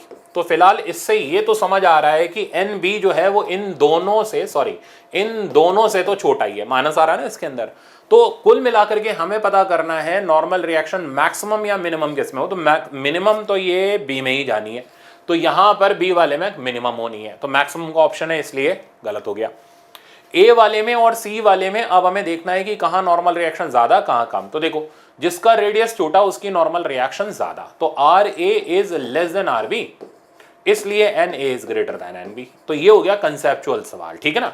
तो इसका राइट आंसर हमारे पास आ गया ए वाला करेक्ट। नेक्स्ट पर चलते हैं। नेक्स्ट है आपका वर्टिकल सर्कुलर मोशन। आप देखो मैं ट्रिक बताऊंगा इसके अंदर, पहले कंसेप्ट बता देता हूं। तो वर्टिकल सर्कुलर मोशन में अब जो मैं तरीका लगाता हूं वो ये, मान लो पार्टिकल को किसी स्पीड यू से प्रोजेक्ट किया, आप एक तो लोएस्ट लेवल पर इसका रेफरेंस ले लो, ये इसकी हाइट हो गई, इनिशियल हाइट h1। मान लो इस जगह पर आपको स्पीड और टेंशन निकालनी है, तो आप इस जगह की हाइट का नाम h2 कर दो, और हर जगह का h जो होगा, जो भी होगा, ठीक है ना, ये होगा r1 माइनस कॉस थीटा। ये कब तक होगा ये सुन लेना, जब तक बॉडी फर्स्ट हाफ में रहेगी, यानी इसके नीचे रहेगी। जैसे ही बॉडी ऊपर चली जाएगी तो यही h की वैल्यू हो जाएगी r1 plus cos theta. Check करके देख लेना, ठीक है। अब मेरा कंसेप्ट ये है, सबसे पहले आप स्पीड निकालना सीखो, ट्रिक तो बाद में दूंगा। तो ये स्पीड निकालने के लिए मैकेनिकल एनर्जी कंजर्वेशन लगता है, और जो फाइनली फॉर्मेट ले लेता है थर्ड इक्वेशन का, ठीक है ना। तो के आई प्लस यू आई बराबर के एफ प्लस यू एफ लगाएंगे, तो हमारे पास ये देखो इक्वेशन आ रही है थर्ड वाली, वी स्क्वायर बराबर you square minus 2g h2 minus h1। ये है डायरेक्ट वी की वैल्यू निकालने का तरीका, ट्रिक नहीं है, ठीक है ना। दूसरा, अगर आपको इस जगह पे टेंशन निकालनी है तो आप फोर्सेस दिखाओ। तो टेंशन अंदर आ गई, बाहर की तरफ mg का कंपोनेंट आ गया, mg cos थीटा, ये सेंट्रीपिटल एक्सेलरेशन हो गया। अब आपने इक्वेशन बना ली, t minus M G cos theta बराबर M V square by R, और आपके पास इस इक्वेशन की हेल्प से टेंशन आएगी, बट वो तब आएगी जब आपको v बताओ। अब मेरी ट्रिक क्या है तो मेरी ट्रिक ये है कि अगर बॉटम पे बॉडी को under root N R G की वेलोसिटी से प्रोजेक्ट किया गया, ठीक है ना, ये मैंने शायद पहले भी आप लोगों को बताई हुई है। तो अंडर रूट एनआरजी की वेलोसिटी से प्रोजेक्ट किया गया है, तो किसी भी जगह टेंशन और वेलोसिटी निकालने का एन के टर्म में एक सिंपल शॉर्टकट है। इससे सवाल की स्टेप ऑफ वर्किंग बहुत ज़्यादा रिड्यूस हो जाती है, और जो सवाल 1-1.25 मिनट में होता है वो 10-15 सेकंड में खत्म होना शुरू हो जाता है। आगे दिखाऊंगा आपको। तो किसी भी जगह तो किसी भी जगह आप वेलोसिटी और टेंशन अगर निकालना चाहते हो इन टर्म्स ऑफ एन, तो उसका फॉर्मूला ये बस इसका डीमेरिट ये याद रखना पड़ता है। तो under root R G, but merit ये कि इससे सवाल धज्जियां उड़ा देते हैं एक लाइन के अंदर। Under root R G N minus two plus minus two cos theta. Plus कब और माइनस कब? तो प्लस तब जब बॉडी फर्स्ट हाफ में, और माइनस तब जब बॉडी सेकंड हाफ में, ठीक है ना, बस इतना सा ध्यान रखना है। टेंशन का फॉर्मूला ये मैं लगा के दिखाऊंगा, आपको अभी आदत पड़ जाएगी। N minus two plus minus three cos theta. तो वेलोसिटी में 2 cos थीटा, टेंशन में 3 cos थीटा। इसलिए आपने सुना भी होगा कि अगर बॉडी लूपिंग द लूप कर रही है, यानी लिमिटिंग कंडीशन है, यानी अंडर रूट 5 आरजी की वेलोसिटी से हमने प्रोजेक्ट किया, तो किसी भी बॉडी जो थ्रेड से अटैच्ड है उसको अंडर रूट 5 आरजी की वेलोसिटी दोगे तो वो जस्ट सर्कुलर मोशन को कंप्लीट करेगी, और वेलोसिटी जो होगी वो 2 के फैक्टर से कम होती जाएगी। देख लो 2, यहां पर अगर आप देखोगे फिर से 2 कम कर दो, अंडर रूट आर जी बची, और टेंशन 3 के फैक्टर से कम होती चली जाएगी। तो इधर 6 mg, इधर 3 mg, इधर हो गया हमारा 0 के बराबर 3 और उसके अंदर सब्ट्रैक्ट कर लो आप। तो वेलोसिटी 2 के फैक्टर से कम होती है, टेंशन 3 के फैक्टर से कम होती है। एक और बात बता दूं, बॉटम पर टेंशन मैक्सिमम होती है, तो बॉटम की टेंशन लिखने के लिए थीटा को 0 डाल दो और साइन प्लस यूज कर लो, ठीक है ना, सिंपल सा फैक्टर है। तो mg n+1 ये हमारे पास आ जाएगी मैक्सिमम टेंशन। मिनिमम टेंशन होती है टॉप पर। अब बहुत ध्यान से सुनना, अगर बॉडी अपर हाफ में तो एंगल ऊपर से लेना, और लोअर हाफ में तो एंगल नीचे से। साइन कन्वेंशन का ध्यान रखना, लोअर हाफ में प्लस चलेगा, अपर हाफ में माइनस। तो अब टॉप पर टेंशन मिनिमम है, तो मैं यहां पुट करके दिखा रहा हूं ताकि आपको थोड़ा कॉन्फिडेंस आ जाए। तो n-2 वैसे ही रहा, साइन आ गया -3। अब टॉप पोजीशन के लिए एंगल टॉप से लोगे तो वो 0 हो जाएगा, सही है। तो फाइनल रिजल्ट आ गया टीम इनका mg n-5। तो this is the value of minimum tension, ठीक है ना। तो ये रिजल्ट भी हमें बहुत काम में आता है। कहां पर? सवाल में दिखाता हूं। चलो, तो सबसे पहला प्रॉब्लम ये कह रहा है, heavy particle hanging from a fixed point by light in an extensible string of length L is projected horizontally. तो हमने इसे हॉरिजॉन्टली प्रोजेक्ट कर दिया अंडर रूट GL की स्पीड से। अच्छा, इसमें कुछ टिप्स एंड ट्रिक्स में इससे रिलेटेड मैंने कुछ चीजें लिखी है, उनको जरूर देख लेना, हाईलाइट में कर ही दूंगा ऑब्वियसली, ठीक है ना। तो वो आपको सर्कुलर मोशन में कंसेप्चुअली स्ट्रांग बना देंगी। ओके, तो हमने अंडर रूट GL की स्पीड से इसको प्रोजेक्ट किया। Then the speed of the particle and the inclination of the string at the instant of motion when the tension in the string equals to the weight of the particle. देखो कहानी क्या कह रहा है, वो जगह जहां पर टेंशन वेट के बराबर हो जाए, mg के बराबर हो जाए, उस जगह का इंक्लिनेशन भी बता दो और जगह की स्पीड भी बता दो। अब कैसे करेंगे? अगर आप अपने कंसेप्टों से करने बैठोगे, करते रह जाओगे।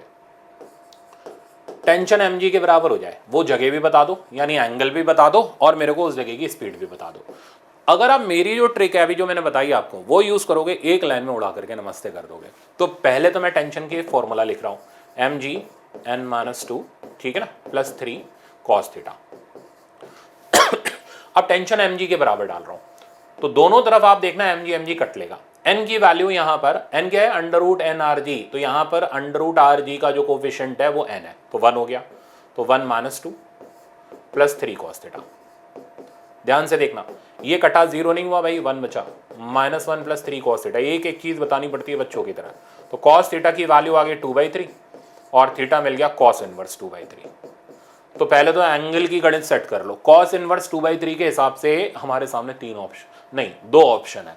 तो इसका मतलब आंसर इन दोनों में से तो कोई नहीं होना, इन दोनों में से कोई एक होगा। अब हमें स्पीड निकालनी पड़ेगी, तब फाइनल आंसर हमारा वेरीफाई होगा।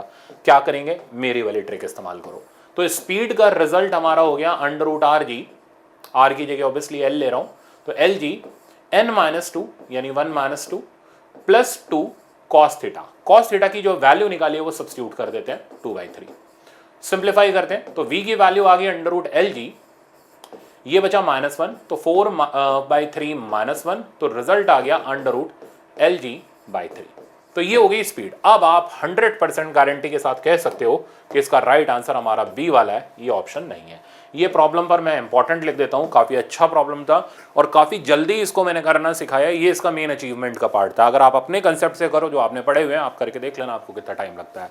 नेक्स्ट दिखाता हूँ मैं, ये इस पर भी मैं इंपॉर्टेंट लिख रहा हूँ। ये बहुत ही घिसा हुआ प्रॉब्लम है, घिसा हुआ मतलब बहुत बार आ चुका है। AIEEE का ओरिजिनल प्रॉब्लम है, इसलिए मैंने इसको यहाँ रखा हुआ है। देखो प्रॉब्लम ये कह रहा है, stone is tied to string of length L। तो L लेंथ की स्ट्रिंग से हमने एक स्टोन को बांध दिया। अच्छा, अब इस जगह पर जो स्पीड है वो u है। ये कह रहे थे magnitude of change in velocity as it reaches the position when string is horizontal. तो यहाँ पर वेलोसिटी, तो पहले तो u की v की वैल्यू लिख लूँ, तो 2 के फैक्टर से कम होगी, तो u स्क्वायर माइनस 2gl। अब वो कह रहा है magnitude of change in velocity, ये थोड़ा सोच के समझ के हमें आंसर देना है। Change in velocity vector quantity होती है, डायरेक्शन चेंज कर रहा हूं ऑब्वियसली वेक्टर लगाना पड़ेगा, तो v j cap minus u i cap, final vector minus initial vector.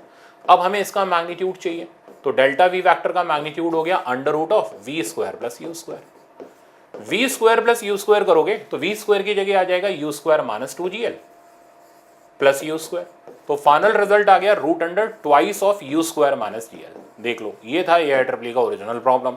तो राइट आंसर आपके सामने आ गया डी वाला करेक्ट। चलते हैं नेक्स्ट पर, क्या कह रहा है, स्टोन ऑफ मास 1 kg। तो हमें इसमें स्टोन दे रखा है 1 kg मास का, tied to inextensible string of length 10/3, ठीक है ना, and is whirling in vertical circle. तो वर्टिकल सर्कल के अंदर ये इस तरीके से घूम रहा है। रेशियो ऑफ, पढ़ो पढ़ो पढ़ो, maximum tension to minimum tension, वहां याद ही नहीं आती मैक्सिमम टेंशन कितनी लिखे, मिनिमम कितनी, शॉर्टकट इस्तेमाल करेंगे। तो T max mg n plus 1, T मिन mg n माइनस 5, ये हो गई मैक्सिमम और ये हो गई मिनिमम टेंशन। ये कहता है इनका जो रेशियो है that ratio is 4। Simple ratio लिया, n plus 1 n minus 5 equals to 4। यहां से n की वैल्यू निकालते हैं, तो n प्लस 1 4, मैं इधर कर रहा हूं, तो n plus 1 equals to 4n minus 20, तो 3n बराबर 21, n की वैल्यू आ गई 7, ये मिल गया हमें। Then speed of stone at the highest point of the circle, दो के फैक्टर से कम कर लो, तो इधर तो पता चल गई ना यार कितनी है, under root of 7rg, r लिखूं l लिखूं, l लिख लेता हूं, तो 7lg। यहां पर होगी 2 के फैक्टर से कम कर दो अंडर रूट 5lg, टॉप पर होगी 2 के फैक्टर से और कम कर दो अंडर रूट 3lg, तो speed at top under root of 3lg, l की वैल्यू डाल देते हैं 10/3 टाइम्स 10, तो फाइनल आंसर आ गया 10 मीटर पर सेकंड, है ना। मजेदार, एक एक चीज बिल्कुल परफेक्ट होती चल रही है। राइट आंसर डी वाला। नेक्स्ट प्रॉब्लम, ये तो अपना दोस्त है, ठीक है, कितनी बार मैंने आपको कराया हुआ है पहले भी इसको, तो ये तो अपना दोस्त है। ये कह रहा है ball just move on the circular track, तो हाइट बता दो। तो हम क्यों बताएं, हम तो पहले स्पीड लिखेंगे अंडर रूट 5rg। अब इस हाइट को निकालने के लिए कुछ नहीं करना, एनर्जी कंजर्वेशन, यहाँ थी पोटेंशियल एनर्जी, यहाँ कन्वर्ट हो गई काइनेटिक एनर्जी में, बराबर करो सीधे एक लाइन के अंदर आंसर।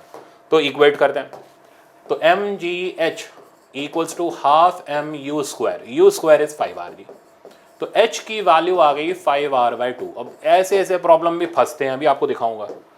5r/2 के हिसाब से बी ऑप्शन करेक्ट। नेक्स्ट, कितनी स्पीड में हो रहे हैं सर्कुलर के सवाल, आगे हम PY के ऊपर, ठीक है ना। चलो अब 2016 से इसके PYQ हैं, इसको खत्म करना स्टार्ट करते हैं। ये PYQ अच्छा है, इसको मैं लिख रहा हूं इंपॉर्टेंट, ठीक है। अब आप देख लोगे क्यों अच्छा है। कह रहा है फोर्स की इक्वेशन दे रखी है 2ti cap 3t square j cap, ठीक है, और ये जानना चाह रहा है पावर, इंस्टेंटेनियस पावर कैसे निकालें। खाली फोर्स दे रहे हो भाई, और कुछ दे ही नहीं रहे, पावर कैसे निकालें। तो पावर निकालने का तरीका होगा, दिमाग लगाएंगे थोड़ा सा, वेलोसिटी निकालेंगे f को m में डाल करके। वेलोसिटी आ गई, फोर्स पता है, डॉट प्रोडक्ट लेके पावर आ जाएगी। अप्रोच समझ आ गई होगी आपको। अब देखो f को मैंने m में डाला, मास 1 kg है, तो a की वैल्यू मेरे पास आ गई 2ti cap 3t square j cap. तो ऐसे रास्ते बनाने पड़ते हैं पहले, वो तभी बनेंगे ना जब आपको कंसेप्ट आता होगा, ठीक है ना। तो उसके लिए पढ़ना जरूरी है भाई, ठीक। तो लास्ट मोमेंट पे खूब दबा के पढ़ो। तो a वेक्टर की वैल्यू आ गई 2ti cap plus 3t square j cap, मैंने पुट किया dv/dt, 2ti cap 3t square j cap, dv की वैल्यू मैंने यहां से निकाली 2t dt i cap 3t square dt j cap. अब देखो ये बेसिक मैथमेटिक्स इस टाइम पे सबको आना चाहिए, और वैसे भी लेक्चर्स में तो मैं करा ही देता हूँ उतना सारा, और आप जहाँ भी पढ़ रहे हो तो वहाँ बेसिक मैथमेटिक्स तो कराया ही जाता हो, तो पहली सीढ़ी होती है भाई। तो बेसिक मैथमेटिक्स में क्या कराऊँ आपको, तो सिंपल है। तो इसको इंटीग्रेट किया, ये आ गया टी स्क्वायर आई कैप, ये आ गया टी क्यूब जे कैप। नाउ हमारे पास वेलोसिटी आ चुकी है। अब ये कह रहा है पावर डेवलप बता दो। अब तो सबको ही बता देगा, बच्चा बता देगा कि यार इसमें पावर निकालने के लिए F.V यूज़ करो। आई वाला आई के साथ तो रिजल्ट आ गया 2t³, जे वाला जे के साथ रिजल्ट आ गया 3t5। वेक्टर मत लगा देना, स्केलर क्वांटिटी होती है, पावर पता चले वहां वेक्टर चिपका के चले आए। तो 2t³ plus 3t5, fourth option correct. Next पर चलते हैं। ये तो यार चिल्ला चिल्ला के स्कीम बता रहा है। ये कह रहा है car is negotiating a curved road of radius R, road is banked for angle theta, coefficient of friction between the car and road is mu s, maximum safe velocity बता दो। कुछ नहीं, सीधे tick. Under root R g, तो देखो इनमें R g square है, R by g है, जी बाई आर, तीन ऑप्शन कट गए। अब कुछ नहीं किया, सिर्फ अंडर रूट आर जी होता है, इस बात से मैंने तीन ऑप्शन काट दिए। अब तो टिक कर दिया। तो बच्चे कई सारे सवाल, ऐसा भी हो सकता है क्या एग्जाम के अंदर, हम ऐसे भी कर सकते हैं, तो पता ही नहीं थी हमें बात, तो पता करनी चाहिए आपको, ऐसे भी कर सकते हैं। तो अगर आप कंफ्यूज हो गए, आपको याद नहीं है, ऐसा नहीं है, तो नीट वाला कहता है रिलैक्स रहो, ठीक है ना, आप आंसर निकाल सकते हो अगर आप स्मार्ट हो तो। चलते हैं आगे। 2017 बिना चुहे करेंगे, ठीक है ना, अब इसमें भी हम सॉल्व नहीं करने वाले। Consider a drop of rain having mass 1 gram falling from height this much, hits the ground with this much speed, g is constant, ठीक है, सब कुछ सारा ज्ञान दे रहा है। कहता है ग्रेविटेशनल फोर्स बताओ और रेजिस्टिव फोर्स बताओ। अब ग्रेविटेशनल फोर्स जब आप निकालोगे, ठीक है ना, तो ग्रेविटेशनल फोर्स नीचे की तरफ लग रही है, mg, बॉडी भी नीचे की तरफ जा रही है, तो उसका वर्क डन पॉजिटिव होगा। तो निगेटिव वर्क डन वाला तो मैंने सिरे से हटा दिया, ये नहीं हो सकता। अच्छा, फ्रिक्शनल फोर्स का वर्क डन वो नेगेटिव ही होगा, तो मैंने ये पॉजिटिव वाला हटा दिया। आप देखिए, आपको लग रहा होगा कि सर शतरंज खेल रहे हैं, बिना कुछ करे आंसर उड़ाए चले जा रहे हैं। तो अब ये तय है इन दोनों में से मेरा कोई एक आंसर होगा, ठीक है ना, और दोनों में ग्रेविटी का वर्क डन अलग अलग है, तो मैं सिर्फ ग्रेविटी का वर्क डन एक लाइन में निकालूंगा, मेरे को पता चल जाएगा मेरा राइट आंसर कौन सा। ऐसे नीट की धज्जियां उड़ाते हैं। तो वर्क डन अगर मैं ग्रेविटी का निकालूं तो ये हो गया mgh, कुछ ही नहीं करना। m कितना है 1 ग्राम, तो 10 की पावर -3, g अपना 10 हो गया, h 10 की पावर 3 हो गया। लो भाई, तुम लोगों को आंसर मिल गया 10 जूल। 10 जूल के हिसाब से अब ये कंफर्म हो गया, ये तो नहीं हो सकता, यही होगा, ठीक है। बहुत से बच्चे का सर फ्रिक्शन का भी बता दो ना, कई बार नहीं लगा तो, अरे मैं मना नहीं कर रहा, मैं बता रहा हूं, बट स्मार्ट वर्क करो। अब फ्रिक्शन का वर्क डन तो ब्रह्मास्त्र चलाएंगे, delta K plus delta you, ठीक है ना, तो डब्ल्यू नॉन कंजर्वेटिव बराबर delta K plus delta you. अब देखो ये हमें कैलकुलेट करना है। फाइनल काइनेटिक एनर्जी होगी half mv², initial 0, final potential energy 0, initial होगी mgh। अब आपको इनकी वैल्यू डालनी है। हाफ मास इज गिवन है 1 ग्राम 10 की पावर -3, v² देखो दिया हुआ है 50, 2500 हो गया, माइनस 10 की पावर -3 इंटू 10, हाइट कितनी थी भाई, हाइट थी 1 किलोमीटर, 10 की पावर 3, तो ये रिजल्ट बना मेरे पास 1.25, माइनस इधर रिजल्ट बना मेरे पास 10, तो ये आ गया हमारे पास माइनस का 8.75, तो 8.75 जूल नॉन कंजर्वेटिव का वर्क डन। मैंने पूरा कैलकुलेट करके भी दिया, आप ये नहीं कह सकते नहीं सर स्मार्ट वर्क सही कर रहे हो, ठीक है ना, हर चीज़ बता रहा हूँ आपको। चलते हैं आगे, मज़े आ रहे होंगे अब। अब ये और आसान है, ठीक है ना, ये कह रहा है one end of string of length L is connected to particle of mass m and other end is connected to a small peg on the smooth horizontal table, तो horizontal table पर है।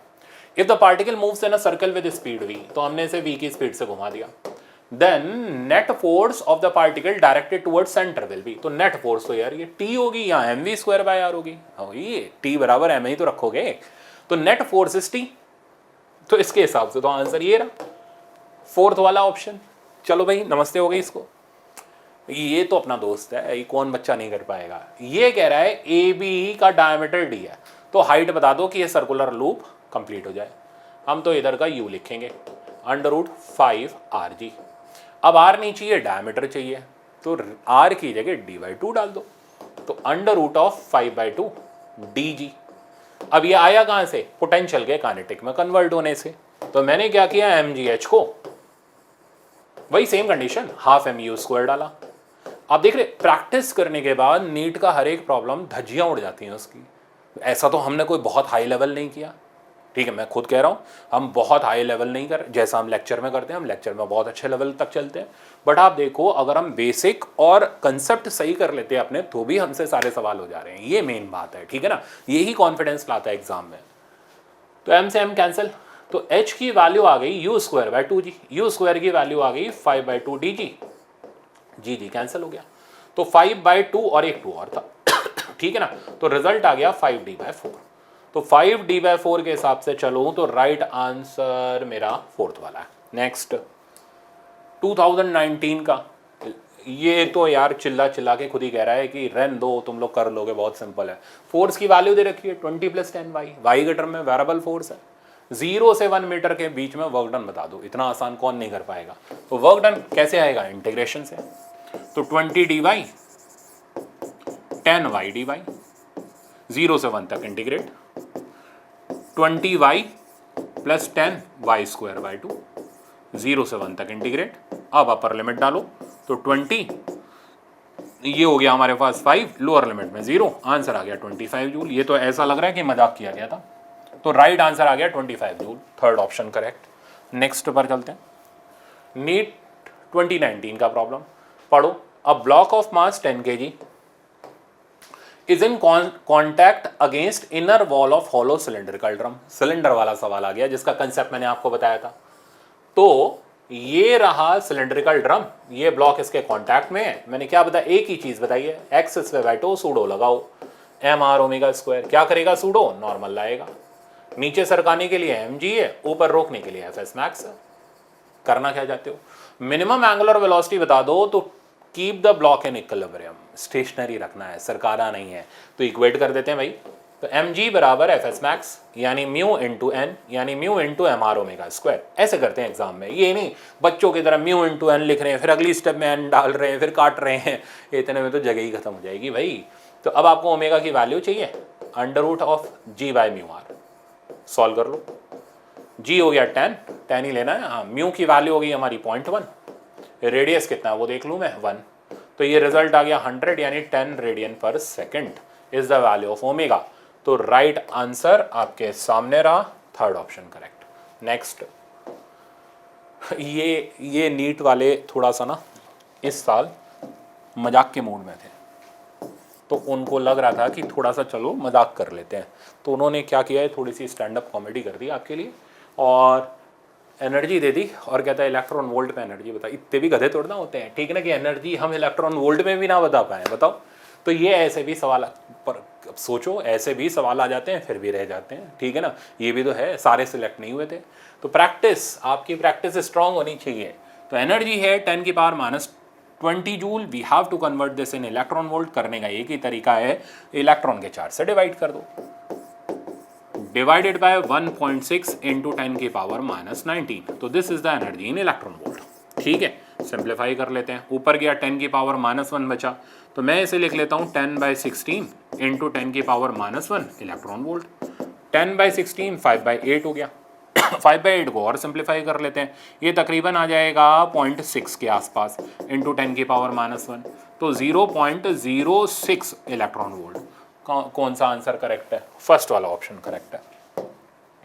तो राइट आंसर इसका first हो गया। Next पर चलते हैं, नेक्स्ट है नीट 21 का प्रॉब्लम। अब ध्यान है, मैंने आज ही आपको मैच द कॉलम में कराया, वही है सेम, पढ़ो।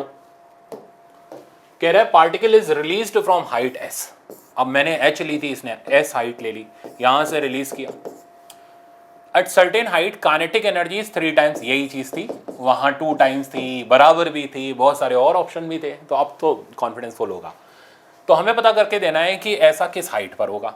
तो भाई हमें क्या पता किस हाइट पर होगा, h' हाइट ले लेते हैं, मैकेनिकल एनर्जी कंजर्वेशन। तो k + u = mgh। I think ये समझ आ गया होगा, क्योंकि हाइट निकालनी है तो k को डालूंगा 3u, तो ये हो जाएगा 4u बराबर mgh। u की वैल्यू mgh' डाल दी और ये आ गया mgh, तो यहाँ से h' आ गया h/4। तो हाइट तो पता लग गई, h/4 यानी s/4। अब s/4 में ऑप्शन कितने करेक्ट है, 1 2 3, फिलहाल ये तो तय है, तीसरा वाला गया।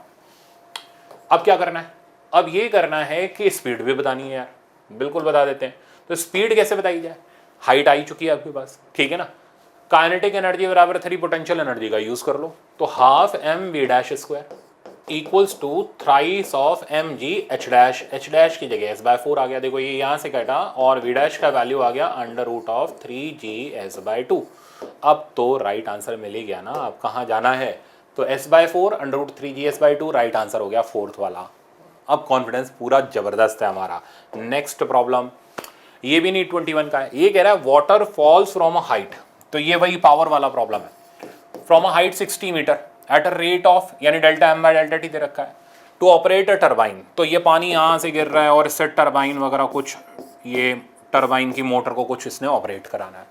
The losses due to frictional forces are 10% of the input energy, how much power is generated by the turbine, तो 10% तो इनपुट एनर्जी लॉस हो जाती है, तो हमें लॉस का क्या काम, हमें तो बचे हुए का काम।